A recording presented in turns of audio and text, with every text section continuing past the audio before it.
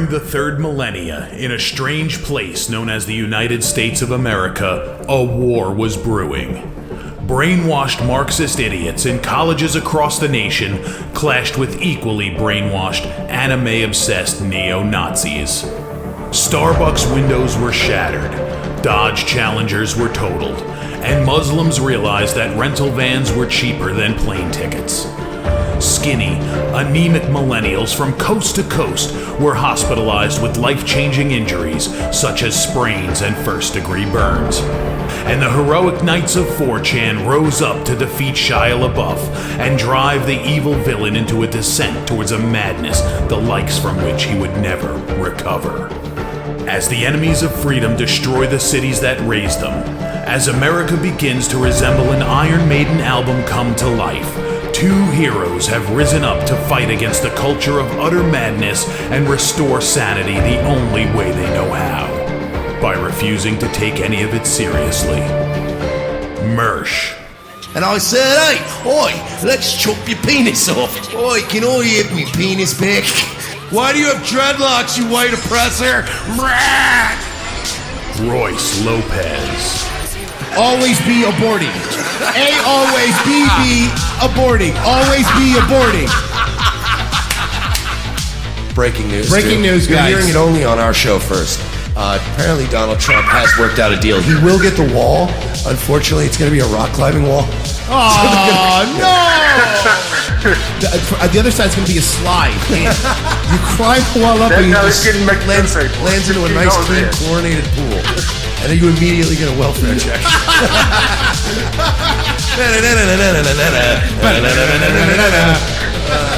A. Oh, shit. He was a boy, he went to girl, now he wants to be a boy again. Oh, God, just stay a girl if you're going to be this indecisive. I think Caitlyn Jenner's a handsome woman with a great penis. Look, I'm not saying there's anything wrong with trannies. I just don't want to put that one's cock in my mouth. Bound forever by their mutual love of smoking marijuana, Simpsons references and affection towards Alex Jones, these two men have joined forces to bring you uncut news and opinions directly from the belly of the beast. Saving Western civilization one childish dick joke at a time, here they are, your new heroes of the Imperium, Mersh and Royce Lopez. Howdy, y'all. It's Tuesday? It's Tuesday. It's Tuesday. How great is that, huh? Revenge of the Sis joining you on this fine Tuesday, you said it was? Tuesday. Tuesday. You know, I like to call it hump day. It doesn't make any sense. Because people be fucking on Tuesday. Oh, well then I guess it, really though? Is everybody So the kids are saying. gets together on Tuesday and fucks? And they be humping. Is it just because, like, you're just starting the week and you're like, ugh. And Monday you don't want to get a hump in because you had a, tough day at work. Well, that's the first, you're coming right into the week. But Tuesday, yeah, it's Tuesday, you're like, it's a hump day. Because Tuesday is that day of the week. I remember when I had like a regular 9 to 5. That is the day where the real dread sets in. Where you're like, oh my God, it's still really early in the week. You're Just the hangover. Monday, you still kind of have the Sunday hangover where you're like, but I had a good day yesterday. But by Tuesday, you're like, now we're in the heart of it. Yeah. And Monday, like when I had jobs that were in office type situations, or even retail, like Monday was a big day. You're coming back from the weekend. You got a lot of catching up to do, a lot of phone calls, a lot of things that happened over the weekend. So you come in running and gunning on a Monday. Tuesdays when you're like, Yeah.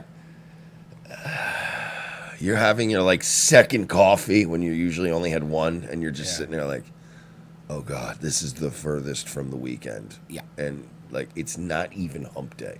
Like tomorrow at least, like you have a Wednesday, you go, all right. Once you have lunch on Wednesday, you're like, bruh. Pull your mic up just a little bit. I'm just looking at the levels. So yeah, you're right, but you're a crypto millionaire, so you're going to retire within the year anyway, right? Not quite. Yeah, how much you got a good amount of money, right? No. Saved up in the cryptos? Yeah. So Ripple blew up, right? Ripple just went pew, pew. So like here's the thing. What happened with Ripple? So big exciting news yesterday while we were live, right? And I threw everything into Ripple at this point. I'm all into Ripple. Everything. Pretty much everything. And a little bit of Bitcoin, but pretty much Ripple. So I'm like, yeah, I'm all in with it, right? Yesterday, big exciting announcement. Ripple acquired a 7 to 10% stake in MoneyGram. It's a big deal. Yeah, MoneyGram's huge. Ripple being a provider of cross-border payment systems, right? Makes sense. Instant transfers very quickly. The whole point of Ripple is that you can move money from like Mexico to the Philippines. And with like MoneyGram, they have to have all these big bank accounts in every country. Of course. And they have to be liquid up to a certain amount, or they're not allowed to transfer money to country to country.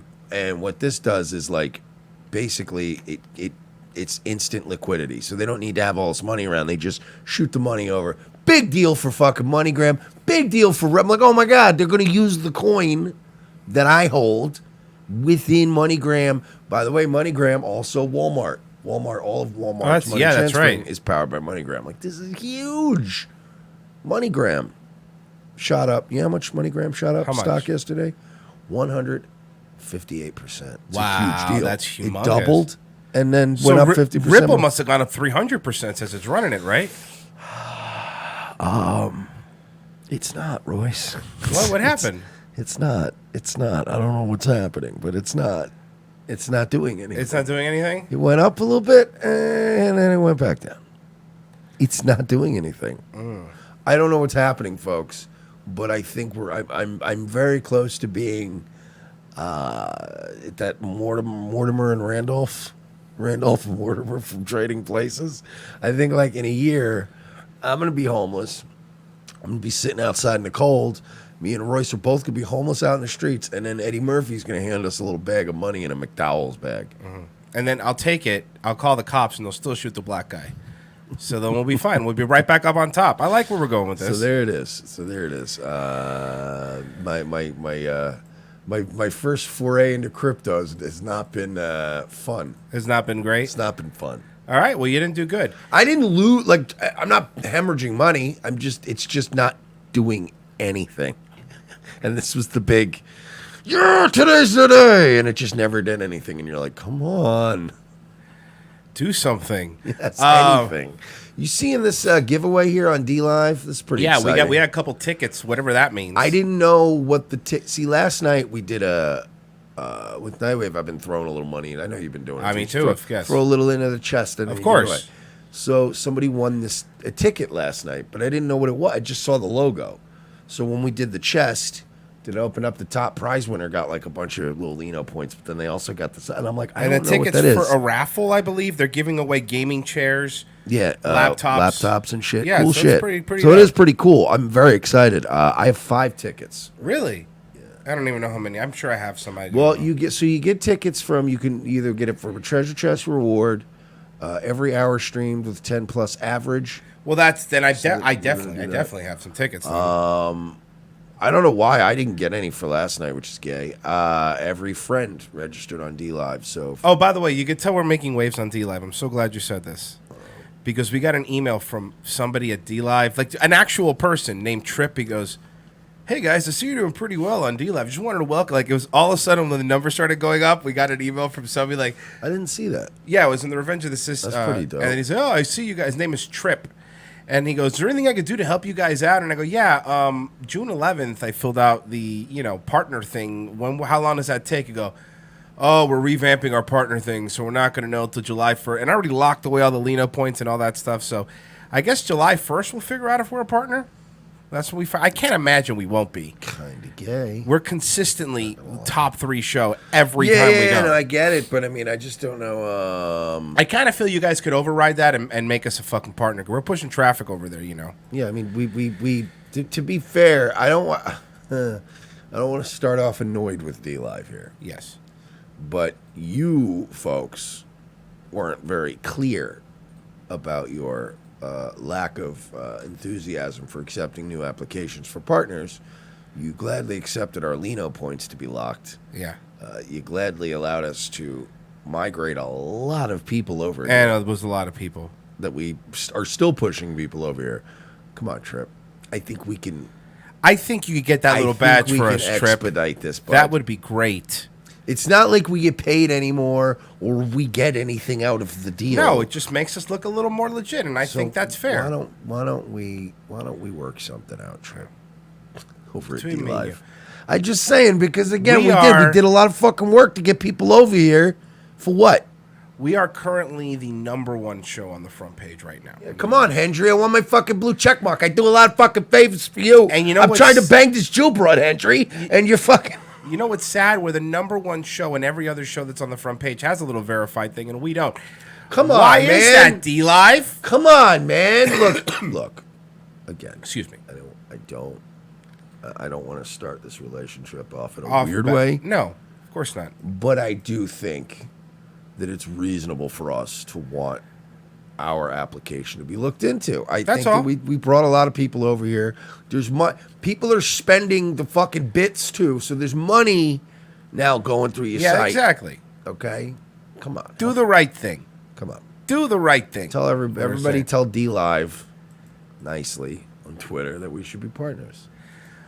D-Live be tripping. You're right, Fructose Corn. By the way, I don't know what happened last night. I still haven't heard the details, but I heard Ethan Ralph had a meltdown.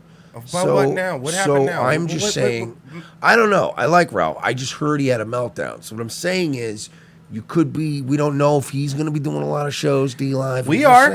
You got 3 shows here. Chaboy, okay? Two people here all the time doing shows. Fucking 6 hours a day for this website. But no disrespect. No disrespect. No disrespect. Trying to bang this Jew broad, Hendry. I do a lot of fucking favors for you. Can you believe it? She says she's prejudiced against Italians. Can you believe that shit? A fucking Jew broad. Prejudice against Italians. All right. Sorry. What a great movie. What a great movie. It's a really fucking... What a great movie. Oh, my God. It's always good. So I want to I thought this was great. So on Daywave, I'm doing this competition where everybody does their best Dayton Hypernova impression, whatever, and they've all been great. But there's one that I thought He beats me in this house. Well, there's one that I thought I'd share with you. This is from Robbie Don't Care. Robbie Don't Care mashed up 2 people, and he did the... I want to introduce you now to the Dusty Hypernova. Oh, no.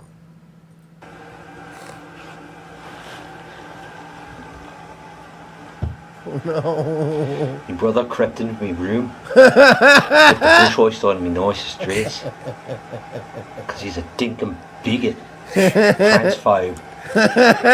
No! So I went downstairs to confront him. This is not right. Using me dress like a bushman's hanky. And he went mad as a cut snake. Went berserk, started beating me. Starts beating me. My mum and dad just standing there watching. Nobody cares. That's a good Dusty. Yes. That is an amazing Dusty, right? No one cares when Dusty's getting a beating. Huh? That's what he does. It's my favorite. It's one of the things I honed in on immediately about that. Wait till you see the mouth thing. Dusty. He does a Dusty mouth thing too. People are always saying to me, they're like, "Hi, Dusty, why you always fucking wasted drunk?" I love that. This is the best. Someone beats me in this house on the regular. He's doing the mouth thing. Yes. Dusty does that. But that's what I'm saying. That's why he does, Dusty. Hey, Dusty, why you always getting fucking pissed drunk? And I'm like, I don't know, man. Mate, I just like to get, fucking little pissed. I could tell my mum was clacky because they were headed out to dinner. I asked to use a credit card to get a pizza. So she goes off her tits and starts spitting the dummy at me. Why do you lay about like a bludger? Why don't you go out and get a job? That's the Dusty thing that he does. I love Dusty. Stands out. Obvious as a dog's dick. I can't work. His hands. His poor skin hands. Flaking all over skin the flaking. sink. That's what's expected in this house. This intolerant house. This environment that just celebrates when my dick sick brother beats me. Goes to the bottle shop and beats me every day. They don't even pay me enough. Why slave away in their laundry room? Really fucking in the laundry room. Yeah. Reckon I'd have a better go in the big smoke as a darer. Instead of staying in this house malnourished, You could tell this guy. You could tell Rob is wearing his girlfriend's jacket too and clothes. Oh yeah, because it's so tight. It's on so him. tight on him. Yeah. Getting beaten daily by my brother. And you know she's probably had it with him too. She's Of course. like, babe, please don't stretch out. You're stretching it out. It's my nice jacket, and I like that shirt, and you're ruining it. Like I know you're being funny for your dumb friends on the internet, but you're ruining my shirt. And he's like, come on, just let me do. Because that's like literally how every guy in the world who gives a shit. It's a dumb shirt. It's a shirt. Like, yeah. Like literally, guys are so different. If I walked in a room and Royce was wearing one of my shirts and stretching it and destroying it for a bit, I'd walk in and go, "What are you doing? I'm ruining your shirt for this bit." Yeah. That's hilarious. That's awesome. Whatever. By 6 p.m., getting smeashed with my dad. Smeashed. Talking. It's fucking Ear bashing non-stop about cricket, football, and the other fascist yabber as they get a wobble on in this house. get a wobble Get a on. wobble on in his This is ass. amazing. That's what he does. First look at the set. Dusty, what are you doing? I love Dusty. He's my favorite. I'm not dead. My brother cracks a fat, beats me because I like wearing dresses. He's gonna do the walking. He's around. doing the walking. Oh, he's doing the creeping thing. Yes. That he always Always. does. Always. Where it's like half the wall. Where he's peeking behind the wall. Dun, dun, dun, dun, dun, dun. Like music, cartoon music. Yes. Like he's sneaking about and his family. And what's funny is he's always doing this like. And there's always somebody just being like, Earl, what are you doing? Why are you doing Why that? are you doing that? He just goes back to hiding, and you're like, Earl, I know that's you. You know that his dad offered, actually, in his brand new video, his dad offered Earl his entire Social Security check to move out. He told him, I'll give you $850. That's how much I get Social Security. I'll give it to you if you just move out. And he says, I'll accept, but he's not taking it. He's still living in the house. Like,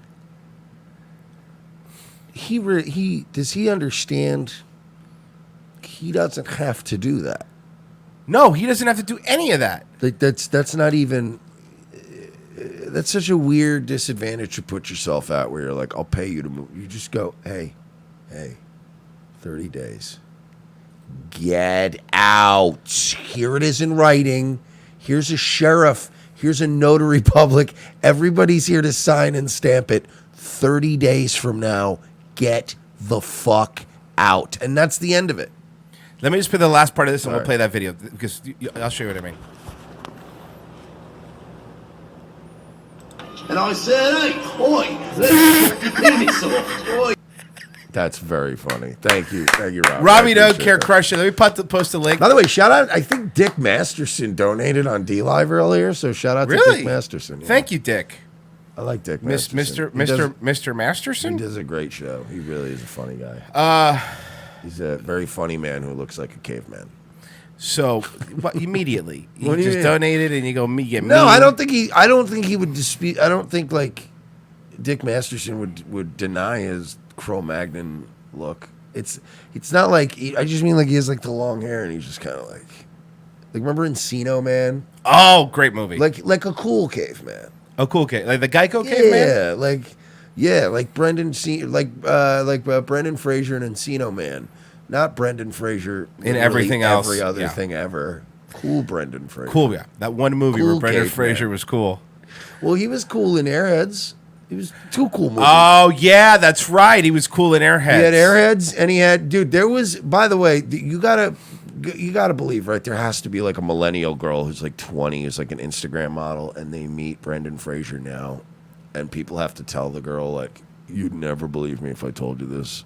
But he was literally the sexiest human being alive for like 3 months. Yes. In 1992. Yes, you're right. Girls would be like, "No fucking way." You're You'd be like, you're no, right. I swear to God, he was literally for one summer, he was the best looking man alive, and then he immediately fell apart. Well, I think the movie that he was in the best shape in is when he played George of the Jungle movie, I think. Maybe that, yeah, but 'Cause he that was, was like, still ripped. that was still just even like, but young Brendan Fraser was like, they were like, this guy's gonna shoot to the moon. All right. And it's like, ooh, what happened to Brendan Fraser? Best Brendan Fraser movie. Right now, do you think the best Brendan Fraser movie is that's ever been made? And it can't be. It has to be his movie. It can't be like a bit part. Bedazzled. No, for real, I'm man. kidding. You're fucking with me. Of course I'm fucking. Are you I serious? honestly though, like I like comedies, man. I liked Airheads a lot. I liked Encino Man a lot. Blast from the Past. Blast from the Past. That's the one where he was living in a bunker underground, and he had to come up top. Like, he was living in a bunker since he was born, and he had to come up top. Bunker Encino Man. No, it wasn't Bunker Encino Man. It was just Encino Man. No, it wasn't. He wasn't a bunker caveman. He was more. It was more Pleasantville kind of vibe. You don't remember that movie? No, Blast but from he the was Past? still. It's still the same. It's not the same premise. gimmick. Oh, really? A guy gets preserved somehow, and then they bring him back in the future. That's not the same fucking premise. Dun, dun, dun, dun, dun, dun. Oh, okay. I'm sorry. Dun, dun, dun, dun, dun, dun, dun. Yes. No, look. So It's fucking Captain America, Encino Man, Blast from the Past. It's the same gimmick. it's the same guy. Whoa, this guy got frozen and then he got unfrozen and now he's so wholesome. And not the Mummy. The Mummy was terrible. Stop And saying he's, the Mummy. whoa, look at this guy. He got fucking locked away in a thing and then we came him all these years later. Look, man, he's so not ruined by postmodern consumerism, man. That's the same fucking movie. It's the same thing. He's in the Brendan Fraser's in the Doom Patrol TV show, and he's really funny in it. But the reason why is he plays a fat drunk. Yeah. So he's playing to what he is now. Well, you know what happened to him, right? I didn't realize the backstory with him. Was it you that told me the story with him? The brain injury? No. The divorce thing. Yeah. Oh, well, no, I didn't tell you that. What happened with divorce? Well, so check this out, right? So Brendan Fraser got divorced, right? This chick that was a gold digger, and she left him. And, like, he was legit one of those, like, retards that was actually, like, in love with this woman. Of course. And, like, you know what I mean? Like Brendan Fraser was not made for Hollywood. So he, like, loved this woman, whatever, and she was a gold digger. So she divorces him, right? But she divorces him when he's at his fucking heights. Like, she divorces the mummy. Oh, She divorces boy. the mummy, Brendan Fraser. And then when she divorced him, he got really fucking depressed. And when he fell into his depression, he just wasn't getting work and shit like that. He had to maintain alimony payments. He had to maintain the Mummy Returns, like Brendan Fraser alimony payments. So it wasn't like, and then he was doing like Bedazzled with Elizabeth Hurley, and he was like he had to maintain big old Airheads and Encino Man money on a Biodome paycheck. I don't know. He wasn't even in Biodome, No. but you get my point. No, and wait, he wasn't. That was Stephen Baldwin. I don't know why. Oh God, why do I also associate him with that movie? I don't know. Biodome. Because he just Who it was a Pauly very- Shore and that Stephen was- Baldwin was Biodome. Because that was the Biodome era of film, and I think Right, that right. what happens is a lot of films from that era, the Biodome era of the 90s. I call it the Limp Bizkit effect, but yeah, that's fair. Formerly known as the Kevin Smith era, before Kevin Smith went crazy. Dude, Kevin Smith really had like 3 good movies, and that's it, huh? Yeah, and then he just started throwing his ugly lesbian daughter and everything. And First off, look, I don't know if she's a lesbian, but she's definitely ugly. she looks like a lesbian. Like if I were gonna cast a lesbian, I would cast. Is she an adult now? We could make fun of her now, right? If I wanted to cast, yeah, like Kevin Smith's daughter has that lesbian in a mental hospital look. Yeah. Yeah, you're right. Right? That fucking girl like lesbian girl who also cuts themselves. Yeah, she's one of those lesbian girls that has a 100% no insertion of any kind rule. Because she was molested. She's one of those. She looks like one of those girls that eats paint and then shits it out on a canvas and calls it art and sells it. Modern art lesbian. And sells it in like the Upper West Side. A modern art lesbian. I yeah. eat the paint for days, and then for instance, I'll eat yellow for days, and then I just shit out yellow. Wait, she's how old? Oh, what's her name? Is her name really Harley Quinn Smith? Yeah. Everything with this guy has to be comic books, doesn't it? And I am a nerd, but Jesus Christ, brother. Yeah. What happened to naming your daughter? I don't know, something normal, right? Let's see what she looks like now. She's not. Oh, she does look like a lesbian. She looks. I'm telling you, she looks like what a lesbian should look like. Well, this is her dressed up with her dad. I mean, it's not terrible. See what I mean? She looks like she should be dating Carmen Esposito, going to the fucking Montreal Comedy Festival. Right? She looks really Jewish too. Well, I don't know if you know this, No, I don't. but her mom is. Very Jewish. Yeah, he's a director. What else is he gonna marry, right? Oh yeah, she really does look like a lesbian. Yeah. If you want to be a filmmaker, they all marry in. Jordan, look at Jordan Peele. Like they all have to go find one. Yeah, you're right. I guess you're right. You're absolutely If right. I wanted to go work in Hollywood, I'd have to get a Jewish wife. I'm not making a racist statement there, and I'm not some alt-right freak. I'm just saying that it wouldn't hurt. Statistics. It wouldn't We're talking hurt. Stats. Statistically speaking, you'd be better It off. wouldn't hurt if I was going into banking or Hollywood or certain areas to probably marry somebody With a precious metal who in their has an name? uncle that might be able to make a phone call.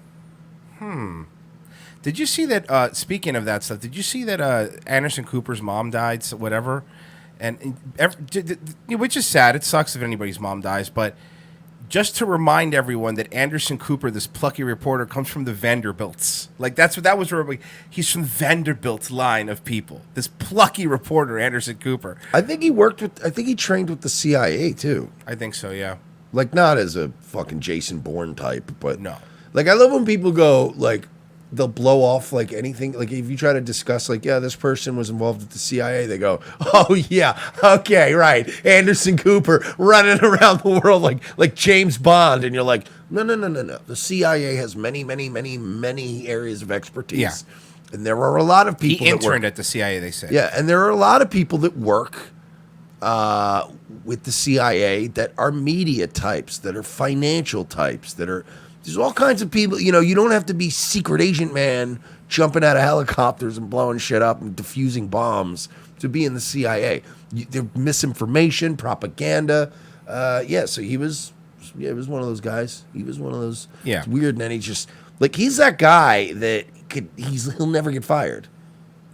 He's a real Yale type. Yeah, he's not like he doesn't work for CNN. He's not an employee of CNN. He's assigned to CNN. Like Right, you're right. You know what I mean? There's nobody's going to be firing Anderson Cooper until there's a group that's told, okay, Fire we're Anderson. getting rid of Anderson. We got to replace him.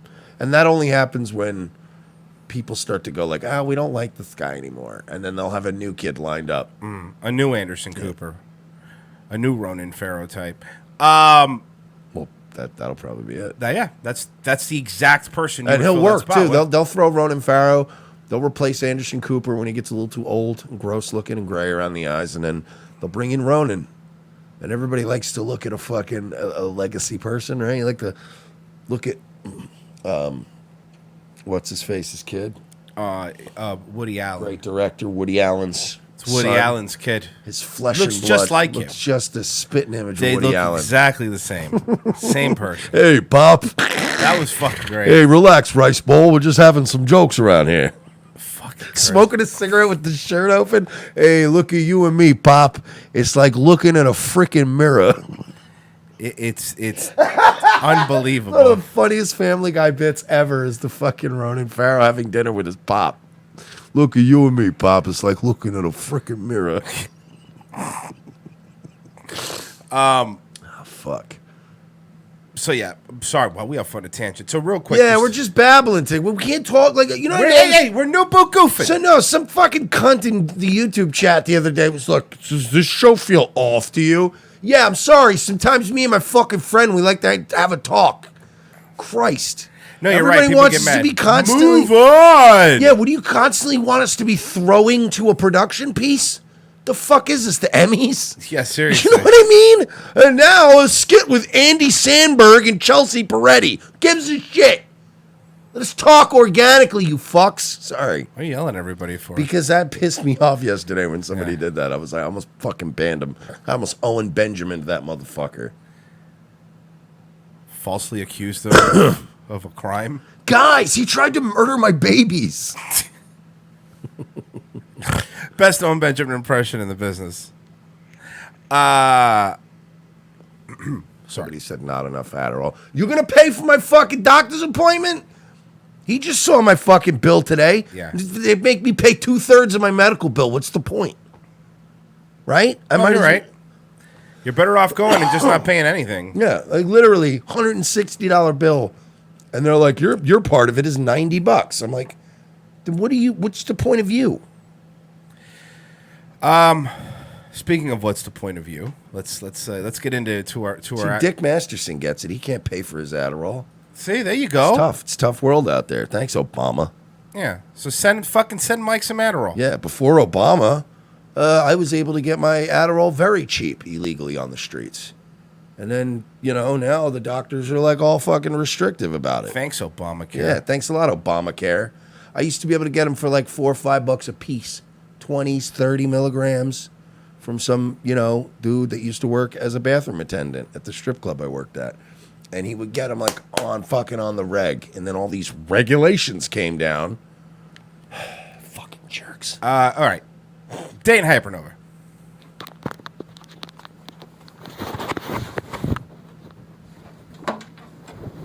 Come on. For heaven's sake. So he's washing his hands. Green. All right, here it is. This is him talking to his He dad. beats me in this house. I'll sign that paper upon you agreeing to pay me $140 each week until I move. So now here's the paper that the parents want him to sign. They need him to sign a Social Security insurance paper for them because he's a dependent. Obviously, he lives in the house, and also just so you know the background, he let his insurance lapse because he never Earl never refiled his Why insurance. does everybody say Earl? Is that really his name? Well, no, that's something that they've been calling him ever since you said it'd be easy to be a girl, just add a P to it, and I said Earl. So Okay, everybody's that's been calling him I've always Earl. wondered the origins of Earl. Well, you're the one that we're the ones we came up with it on this show. It was Earl. Oh, that's right, because I made the joke about Pearl. And I said, and you said all you got to do is add a P, and I go, yeah, Earl. That makes total sense. Okay, because that fucking stuck, dude. That hasn't gone Everyone away. calls him Earl. So Tranny Earl, he needs to sign. He let his insurance lapse. His dad's trying to get him to sign the Social Security paperwork for him. He's blackmailing his dad and saying, "You have to pay me $140 a week, or I won't sign it." I'm not paying you anymore. I mean, you're doing less and less. all I the will time. work Let me go get Dad. every day of the Jerry, week. come here. I will work every day of the week. Jerry, I don't know why you're doing not. what? Everything. What are you going to do every day? Because you don't do the laundry. I do the laundry and I'm doing 2 loads right now as we speak anyway. Oh, I bet he does 2 loads. I do it every day. He wants to talk to you because Yes. I want this paper signed. Now he's giving me an ultimatum. Yeah, And this is I'm what you not do all doing the it. I'm trying to be civil here, so. Oh, you're trying to be civil. Oh, He's trying to be oh, civil. I hate this cocksucker with such a passion. Oh, I know. Trust me. I despise this man. Nobody. Probably the most hateable person on earth. You're living off of these people. Like, at least be polite. Be nice. Right? All you have to do is follow Just Patrick be nice. Swayze's rules from Roadhouse, and you'll be Just be fine cool. anywhere. Yeah. Just be cool. That's all you got to do. Unreasonable. Okay. I'm going to sign that paper upon the 2 of you agreeing to pay me $140 every week until I move out. So he won't sign the father's Social Security insurance paperwork unless they pay him $140 a week. That's not that long. That's not that many weeks. I'll make an agreement with you. Well, I'm making. I'm making an agreement. I mean, you can If try. you'll sign this, I'll take you downtown Friday and Saturday. It's not a good enough agreement. I said he doesn't want to sign. And Okay. also, I need. you have a bigger problem than just that. Yeah, you're the problem, Earl. I mean, the person who's helping me to be on Solara, Yeah. she's I mean, she has psoriasis really badly. Oh, the person that's helping him on Solara who has psoriasis is another tranny friend, and it's the only person that's ever come to defend Earl on our page. She has, and well, he has, and it's a he turning into a she. Herself. I know. And when we talked, we discussed about the fact that And it's black because he secretly films them. I'm not getting paid. That's what I mean. I mean, that's always been indicative of these videos. Is he's always He's hidden. He's secretly filming them. I hate this guy so much. In her world's terms, minimum wage. That's upsetting her. Listen, Now, how many hours do you spend a week on this, on the laundry? Oh, the laundry. The laundry by itself. Okay. I'll tell you. How much do you work? The laundry by itself, he was about to start going off about what a massive undertaking that Doing is. the laundry is. By the way, the How thing with easy laundry, is doing laundry? The laundry is the easiest thing to do, easiest chore because the machines do all the work. It's. I've never had a problem with laundry. Laundry is a thing you do while you're doing some other shit. Exactly. It's not even a thing you do. Dad, the laundry itself, each load of laundry takes 2 hours in the washer, 2 hours in the dryer at least. But you don't get paid for that because you're. First off, you shouldn't get paid. You should do it for free. There's no way. And what are you washing it by hand? And also, are you loading it like so massively that nothing's being done? That's probably it too. Like 2 hours? There's no way. No, there's no way. Even if your exhaust is all clogged up with lint, yeah, and it's all there's just no way. No. Tell me how many hours you work a week. Dad, if I'm going to add Just tell me. I don't know why you say. Well, because if Dad, you don't know, then you can't do how many dollars an hour you're getting. Dad, you gotta know how many you're the hours. one who wants it to be something per week. Now keep in mind, his dad gets $850 from Social Security, and he gives Earl $400 a month. He gives him $100 a week. If you're gonna, No, you do. You say No, that listen. you're getting. You're the one not that says minimum- $100 a You're not week. getting minimum wage. That's not $100. Okay. Oh, you're not saying. It's not $100 a week to get minimum wage, Dad. Especially if you're not Yes, getting it paid is. tips. I'm not even getting paid tips. He wants tips. He wants tips. This isn't this like he wants tips to do the laundry. This delusional junkie fuck goes out on the weekends and probably hears his other fucking gross degenerate friends talk about their little bartending gigs or whatever. Yep. And this delusional fuck is like, why don't I get tips? He should get tips for doing laundry. There's no rooms of tips. Okay. Listen to me. Okay, listen to listen. me. In our world, How much you do have you pay to. for food? I live on I one love meal- the guy who has to live off his parents, live in their house, eat their food. He cannot produce a single original thing in his life. No, he nothing. can't work. He can't support himself. And he's lecturing the people who are supporting him by saying, look, in this world, okay, In America. we have a little thing called responsibility. It's like, well, I would kill this person. Yeah, Right? I know. Like, it's not even a joke where you're like, I'll fucking kill you. Like, you know, there's like when you hear stories of like a perfectly reasonable guy snapping and murdering a roommate or a neighbor one Yeah. night, and you're like, what? What happened? What happened to that guy? Yeah. He was such a cool guy. I wonder what happened to that cool guy. And you're like, there are people like this is the kind of thing I can see myself under the right combination of substances, blacking out and waking up just covered in blood and being like, what did I do? This guy made me fucking snap. I don't even remember what he said, but he must have said something. And then a couple of years later, as I'm rotting away in prison, I'd go, oh shit, I remember now. He was talking about how we should have been tipping him. And I lost it. And then he And said I lost something it. to the effect of something, that's not how it is in the real world. And then and now I remember. And then I killed him. then I killed him with my bare hands. So yeah, I remember. So you can take me away. So you can call the DA and tell them if they want to know now what happened. That's I'm what willing to tell them. There's no rooms of tips. Okay. Listen to me. Okay, listen to listen. me. In our world, How much do you have pay to. for food? I live on one meal a day. I can't afford food. Well, you don't have to. That's right. The parents buy all this food in the house for everybody. Earl purposely starves himself and only eats one meal a day. Nobody's making you only eat one meal a day, Earl. You can eat whatever you want. It's just health burritos, by the way. What are you There's talking? plenty of food. No, Dad, listen to me. I live on Okay. one freezer burrito a day, or maybe two of them. I Okay. usually don't eat more than half a meal a day, maybe one meal a day. Okay. That's it. So- That's unethical if, now just listen to the rest of this statement here. He's doing the clap while he talks, too. I don't know. You can't see it, but he's doing the clap after It's he got talks. to irritate his psoriasis. It does. It's flaking everywhere. It's just dust. You know, like when It's LeBron does chalk. it? It's like the chalk erasers. Yeah. When they make you do the chalk erasers in school. That is unethical if the person Unethical. getting His dad's paid being $100 unethical. a week cannot afford. We live in an economy where you cannot. Let me finish the statement. It's a simple statement. A person who's getting paid $100 a week cannot actually afford more than 3 or maybe 4 meals within that week. But they're buying your food, Earl. By the way, SVT Bird, $5. His parents made an investment having a child, hoping that they would earn them more money than it cost them. And now he's just draining the Social Security they worked their entire lives for. Lions eat their young for this reason. They do.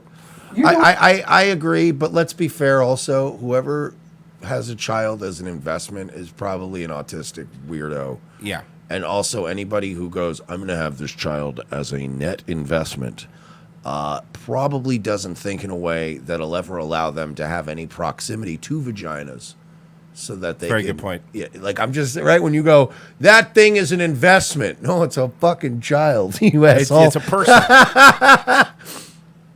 You don't pay for them. I pay for my way out of the house that I'm getting beat physically in. I am getting pay for me taking Dad, how do I move out? How do I move out? You don't pay for Do you know what I do when I go downtown? living in a house. Dad, do you know what I do You when I don't go have downtown? rent. For God's Dad, sake. I need to afford to not have to live in a place where I'm getting beat down instead of paying rent. He thinks getting beat. He doesn't get beat, by the way. There's never been any evidence. The only evidence we ever played on the show is when he attacked his brother with a wine glass. He thinks that getting beat, you could do that in lieu of rent. Yes. He thinks I'm getting beat, so I don't have to pay rent. It's like is that a deal? It's like 3 or 4 beatings per $100. Really? Yes. Okay, I didn't know that. So you can just call the landlord and tell him, "Hey, man, I don't have money this week. Can you just punch me in the face a few times?" Yeah, I pay my landlord extra to punch him around. You just punch him right in the face. I go, what's the rent? It's $600. All right, we'll do $800, but I'm gonna punch you in the stomach once a month. Is that all right? Is that And they good? go, yeah, it's a deal. That's fine. Most capitalists go, yeah, it's fine. That's fine. If it's an ultimatum between getting paid rent, or paying rent where I live, or getting beat down, paying rent is better than getting beat down. This isn't where I get beat down. I don't want to get beat down. So I want to live where I have to pay the rent, and I need to afford the rent. You need to I sign need to get this. paid minimum wage so I can sign that. Okay, now. That's that. He's blackmailing him with his Social Security paperwork, by the way. This is what's happening. You'll sign this. On his own hidden camera. On Father's Day. Remember, this is Father's Day. He's such a lovely guy. This is Father's Day. So, I mean, you get the point. He's a piece of shit. All right, let me see if there's any... He's a fucking gem. I love Earl. Earl. Earl is the best. By the way, streamlabs.com/revenge. This is if you want to donate since our super chats are gone because, YouTube could suck a dick. All right, I'm going to read this one, which I've been holding on to it, but here we go. This is from Huffington Post. Now, as you know... Not familiar with it. As you know. It is Pride Month. You're aware, so there's a lot of Pride stuff coming out. What is Pride Month? Is that let me guess. Is that it's a month? It's a whole month. So that must be a massive holiday. I'm going to guess Pride Month is a celebration around the world where everyone, regardless of their color, creed, religion, or sexual preference, all celebrate pride in themselves. Because it's such a huge holiday, right? We'd have to, if it's going to be a whole month, obviously we're encompassing a lot of people. It's a longer month than Black History Month, so it has to be pretty Got to be crazy. everybody included, right? Yeah, it's just gay people. Just celebrating gay people. Just no straights. I mean, if you're an ally, but you have to be quiet, you can't say anything. They don't celebrate straights. But what if you're like, for instance, it's like, yeah, we're gay. And I go, yeah, gay people. It's also cool to be straight. And then you're a bigot. You're not going to Harvard anymore. I'm very sorry to tell you. Oh, no. Hey, Kyle Kashev, call me. We'll come up with a backup plan. Yeah. Hey, you know what I want to bring up for Kyle Kashev real quick before I read into this, just because you reminded me? Why don't you just go to that Hillsdale College that all the conservatives are always talking about in the library? Liberty University? Yeah, or Liberty. Go to Liberty University or Hillsdale. Go to one of those those places. Why don't you go to those? They seem to be so great. All your friends are talking about them. Also, can we be fair here? I mean, look, if Harvard's going to start kicking everybody out that use the word nigger in private, they're going to... Yeah. they're gonna have to turn it into something else. Yeah, it's not going to work. It's not going to work. Especially Harvard. What happened to Harvard? Well, we had to make a rule. We kicked everyone out who's ever used the word nigger, and well, now it's an Apple store, Right. Because we don't. It's the fanciest Apple store in the And world. all those people that were kicked out went into Form Yale. The end. Where there's two things we love, and that's hard N-words with the hard R's and cocaine. Yale. You're still allowed to be racist here. See, you're goddamn right. Nobody that ever went to Harvard has ever been racist, I guys. just love that they're like, no, just the one guy. Oh, okay. Yeah, it was just him. Yeah. It's like, hey, we're going to kick out anybody that ever said the N-word in high school. All right, but what about people who actually do oppress black people? No. This is Harvard. Those are called professors. Yeah, this is Harvard. Yeah, sorry. So many people from Harvard run blood diamond industries and stuff. It's like, it's pretty ridiculous. All right, from the Huffington Post. Okay, it's Pride Month, so I want to read this. Let's be serious here. Let's treat story. this with the gravity it deserves. I'm going to read the title, then I will show you the thumbnail they used. Ready? Okay. This is from 4 days ago. Are Pride parades kid-friendly? Parents say children can handle the kink. I don't want. And this is the pic. This is the thumbnail they used. It's you're really pushing it. Like you're really, really pushing it. Again, they're going to keep telling you that these horrible things that have happened in the past in these fascist countries, it just happens. It just happens out of nowhere. Yeah, for no reason. Because men are bad. Because patriarchy. Straight patriarchy, white men, Christian men are bad. They never ever. It's like a show that starts in the middle of the plot line, like the first episode of the show, everything's already happening. Yeah, you don't know what's going on. You get no exposition. You have no setup. You just go, why are these dudes marching in the streets and rounding people up and killing them? These are the bad guys. It's like starting to watch Breaking Bad in season 4. And you go, what's this Walter's guy's problem? Why is he doing this? What's his fucking problem? You start Breaking Bad the day after he's cured of his cancer. Yes, exactly. Why is he so mad? He has a lovely family. Why is he such a mean criminal person? So, Huffpo from Brianna Sharp. Are Pride parades kids-friendly? Parents say children can handle the kink. A question about whether Pride Parade is sexualized got a lot of people talking. Each year in the blazing... Okay, women writers, we've already picked this up. Women are terrible writers. I'm obsessed. I have been obsessed with the style of how women write since high school. It's just... Because, like, I was even always interested in journalism and, like, the paper and stuff. It's like, women are so distinctly terrible. Like, you can see how... You always know when it's a woman writing. Too many adjectives, first off. Way too descriptive. This description is a Nora Roberts novel that makes sense. But this is you're writing an article. You don't need to go into... Well, let me just read it. Each year, in the blazing sun of the Pride Parade in Nelson, B.C., British Columbia... Pega Wren and her 2 young grandkids seek shade under their spinning rainbow parasols. Women think this is a good way to write. I'm not kidding you. Only women think that this is good writing. Okay? This is not good writing. And then what happens is women have taken this fucking, what did you say, Nora Roberts? Nora Roberts. One of those terrible fucking paperback novels. They've taken that style, okay, of the novels that they read in their little fucking bubble baths under their live, laugh, love sign. And they've now infiltrated media, and they've now brought this style of like, it's a hot summer day and the fog hung heavy on the... Shut up! Tell me how many people are dead, you fuck! No, Jesus. 100%. 100%. Wren, a semi-retired sex therapist, told HuffPo that the parasols were a magical find and have come to symbolize the importance of the event for her family. Wren spoke joyfully of going to the dollar store and picking up the rainbow ribbons and flags, decorating the roller skates and the strollers, and getting the costumes ready. It's gonna be a tough one, man. You know what I mean? I can't imagine a safer place for families to bring children, she said of Pride. Yes. I could think of millions of safer places. Like literally anywhere but a Pride parade. Yeah. I honestly think an oil refinement factory is safer. An oil refinery Yeah. is a better place. How about this? An oil refinery that's not up to code. Yes, an oil refinery.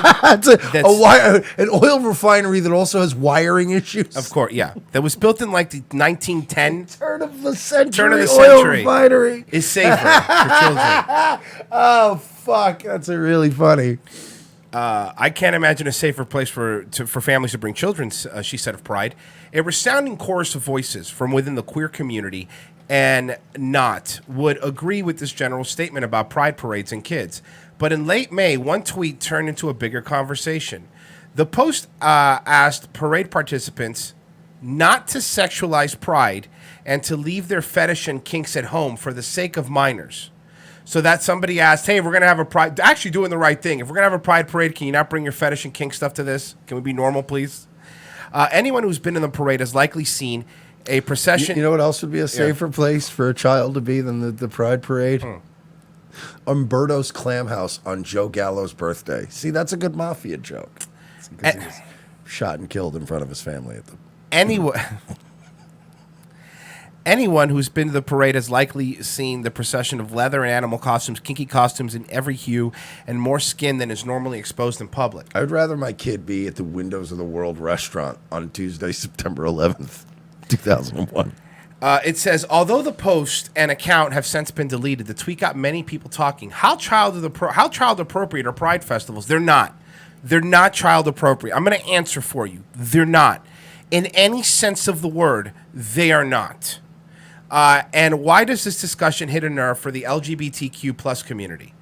At some level, there's always been part of a much larger debate of what pride is. David Reisheit, a retired politics and sexual diversity professor at the University of Toronto, told HuffPo, pride has always been a kind of outrageous edge to it. And should we alter that?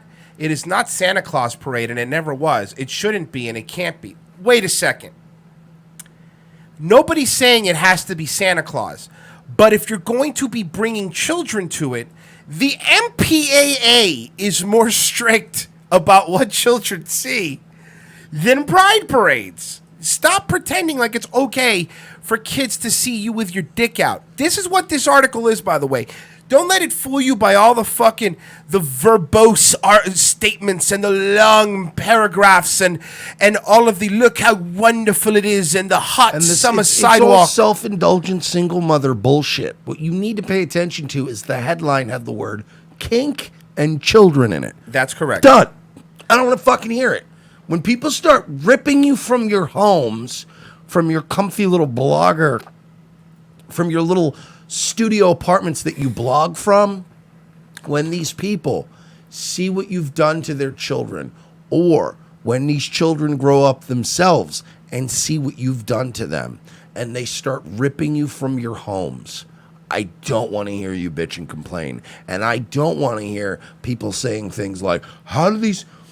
You just sat back and you let these fascists take over? Yeah, I did.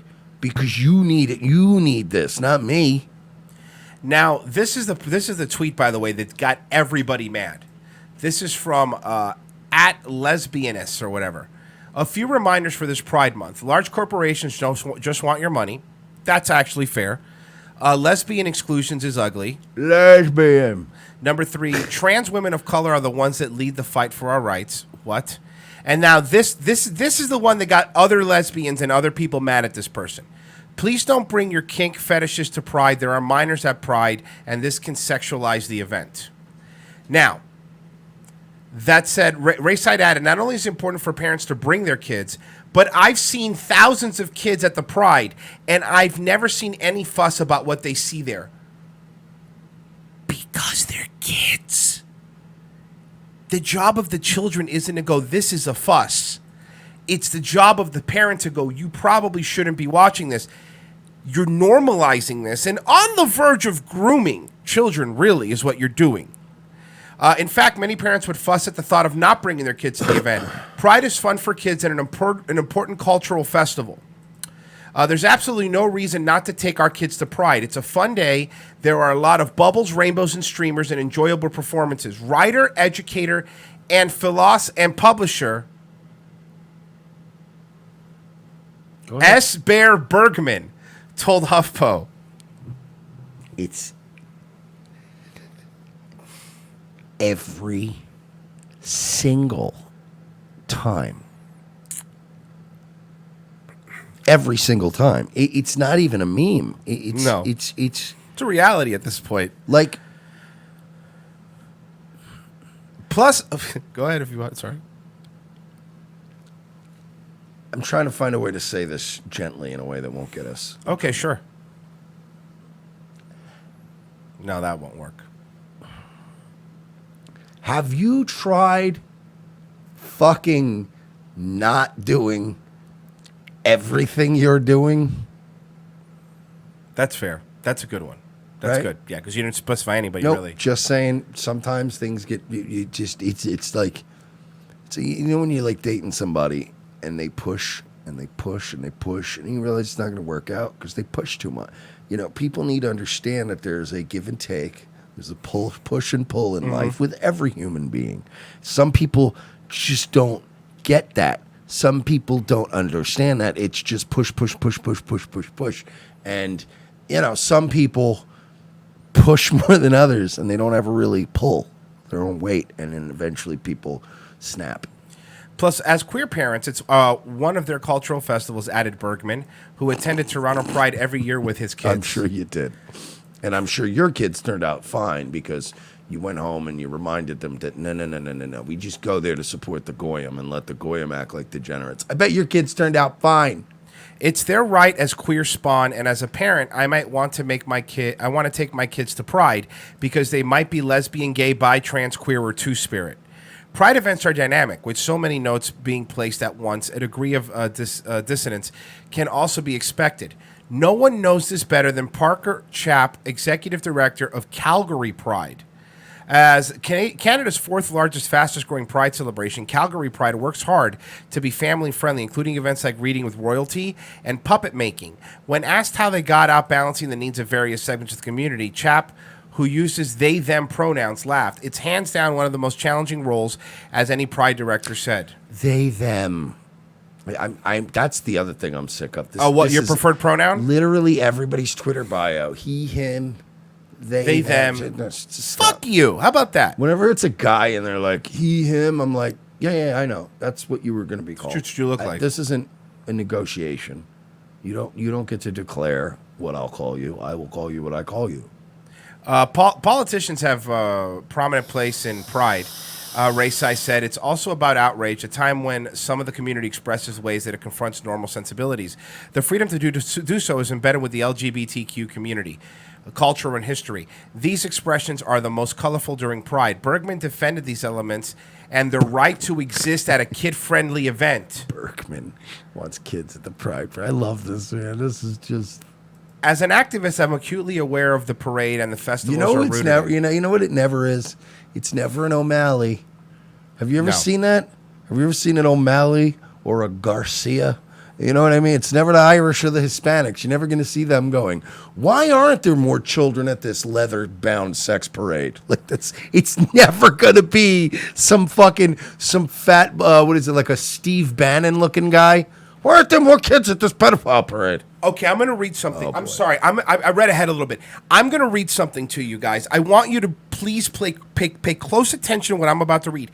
What I'm about to read is in a Huffington Post article. This isn't some fucking weird 4chan, 8chan-y dark web. I'm going to read this. Ready? Talking about the sexualization. The freedom to do so is embedded. Okay. Bergman defended these elements and their right to exist at a kid-friendly event. First, this is a quote. First of all, nobody likes nakedness more than the children, Bergman said. I'm sorry. And this is a horrible thing, and I shouldn't be laughing. You begin. We're not. Hey, first of all, we're not going to turn this into anything that's going to get us popped. But isn't it funny? It's like, first of all, children love to be naked. Bergman said. First of all, I just want to emphasize, I've been around a lot of naked children, and generally speaking, when children are naked and I am naked, children enjoy themselves. It's very, Royce, it's very liberating for the child. They just want to get married. They're not coming after your children. We ain't talking about the gays right now. Oh, who's running all this, man? The first of all, nobody likes nakedness more than children, Bergman said. You know what? Fucking the only thing Jim Norton got wrong is he should have done his Uncle Paul voice and a Jew voice. Yeah. Instead of a Jerky Boy character. On the list of things that I don't want my children ever to be exposed to are, these are the things that Bergman doesn't want his children exposed to are: compulsory heterosexuality, demonstrations of sexism, demonstrations of racism, demonstration of ableism, a mother, a father, a church, violence. They are all way higher on my list than some of the homosexual taboos.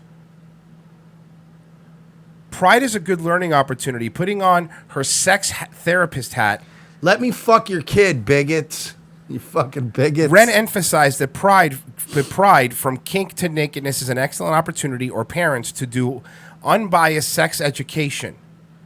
Bergman also, but we're not talking about giving sex education of 15. First off, no kid wants to learn sex ed in front of anybody. It's already difficult enough for your parent to talk to you about sex. No kid wants to learn in front of a bunch of naked dudes dressed like dogs. Bergman also pointed out that many children don't even interpret most of what they're seeing in Pride as sexual, but rather as dress up or fun. Doesn't this sound like a pedophile? This is what pedophiles say. This is we've had stories. This Bergman needs to be on a fucking watch list. Am I wrong? No, here? you're right. This is what pedophiles say. Whenever pedophiles, these NAMBLA fucking that should be fucking killed people, whenever they talk about horrible things they do to kids, they always say the same thing, which is like, they don't even know what's going on. They just think it's fun time. They think it's dress up. This Bergman person sounds like the kind of guy, or the kind of person that has had to describe images that they've owned in the past as tasteful artwork, right? No, it was tasteful artwork. It's like Charlie's uncle. You're right. Yeah, the tasteful No, you're nudes. right. Jack Kelly. Jack Kelly, yeah. First of all, and people should be allowed to have tasteful images that are artwork. Okay, thank you. And he's holding the picture up. And he's like, Jack, enough right now. Okay, come on. I love poor Frank. Frank is always surrounded by the biggest degenerate pieces of shit. So we need like a song or something. I don't know, like "Don't Diddle Kids." It's not right to diddle kids. You know, something like that. I'm going to read this again because I want to drill this in everybody's head. Bergman also pointed out that many children don't even interpret most of what they're seeing in Pride Parade as sexual, but rather as dress up or fun. So wait. You can't have your fucking cock and eat it too here, Bergman. You can't say earlier that, no one loves nakedness more than kids, and you could teach them about sex ed, and then in the same sentence go, but they don't even know what's going on. So what you're saying is that if you play dress up with your kid and you have your dick out and you start taking pictures of it, you're not going to go to jail. You're going to go to jail. Hopefully, still. Also, you're saying yourself, right, that these kids are learning things like racism. They're learning things like all these other heteronormative things. Of course. Bug you. But then aren't you admitting right there that they're also going to learn all of these other behaviors? All these other very, very bad behaviors. So you're just, I wouldn't even, it's like, I don't even care except for the fact that you say this is wrong, but this is right. Yeah. And it's like, fuck you, man. You're fucking these kids up. The last quote, children benefit from seeing people loving one another, from seeing diversity, inclusion. Children suffer from seeing violence, fear, hatred, and divisiveness, Ren said. We found and built our tribe at these gatherings. So what they're saying is it's better to make sure. It's better to fuck in front of your kids than it is to let them watch RoboCop. That's what they're saying. Your kids are going to be better off if they just have two dudes playing swords with their dicks on a parade. That's fine. But you don't want them to play GTA. Got it, guys. Great way to get the normies on board. I'm sure the majority, which are still straight people, are going to listen to this and go, hey, these guys make a lot of sense. We should be naked around our kids. This is fucking gross. This is fucking disgusting. And this is fucking HuffPo. This is what we live on now, guys. This is fine. Don't tell me, don't fucking feed to me, because I could. Oh, you're trying to normalize something fucking disgusting. And even when a normie gay goes out there and goes, hey, can we not bring the pride and the sex stuff? I don't want people to think we're weirdos. You shun them. Instead of reflecting and go, maybe this is wrong. Just remember something, guys. Gay people cannot reproduce naturally. It's just a fucking biological fact. You got to make more somehow. Dude, $1 billion worth of coke just got seized in Philly. Really? Yeah. Back when I used to like do coke or sell coke, this would have been a bad day. Wow, dude, $998 million worth of coke was just seized in Philly?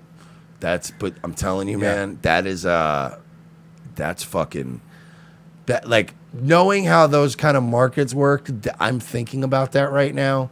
It's 16.5 tons. I'm thinking about it right now. That really does get, like, the feeling gets just, the effect gets felt everywhere.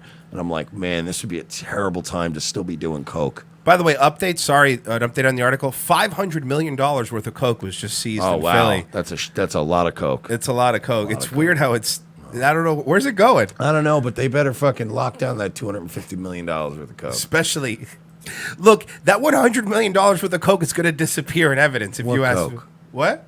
There was coke? Anyway, let's go. RevengeOfTheSys.com/XPN. That's ProXPN. Get protected when you go online. Don't forget, guys, we are not monetized on YouTube because they're a bunch of basic bitches.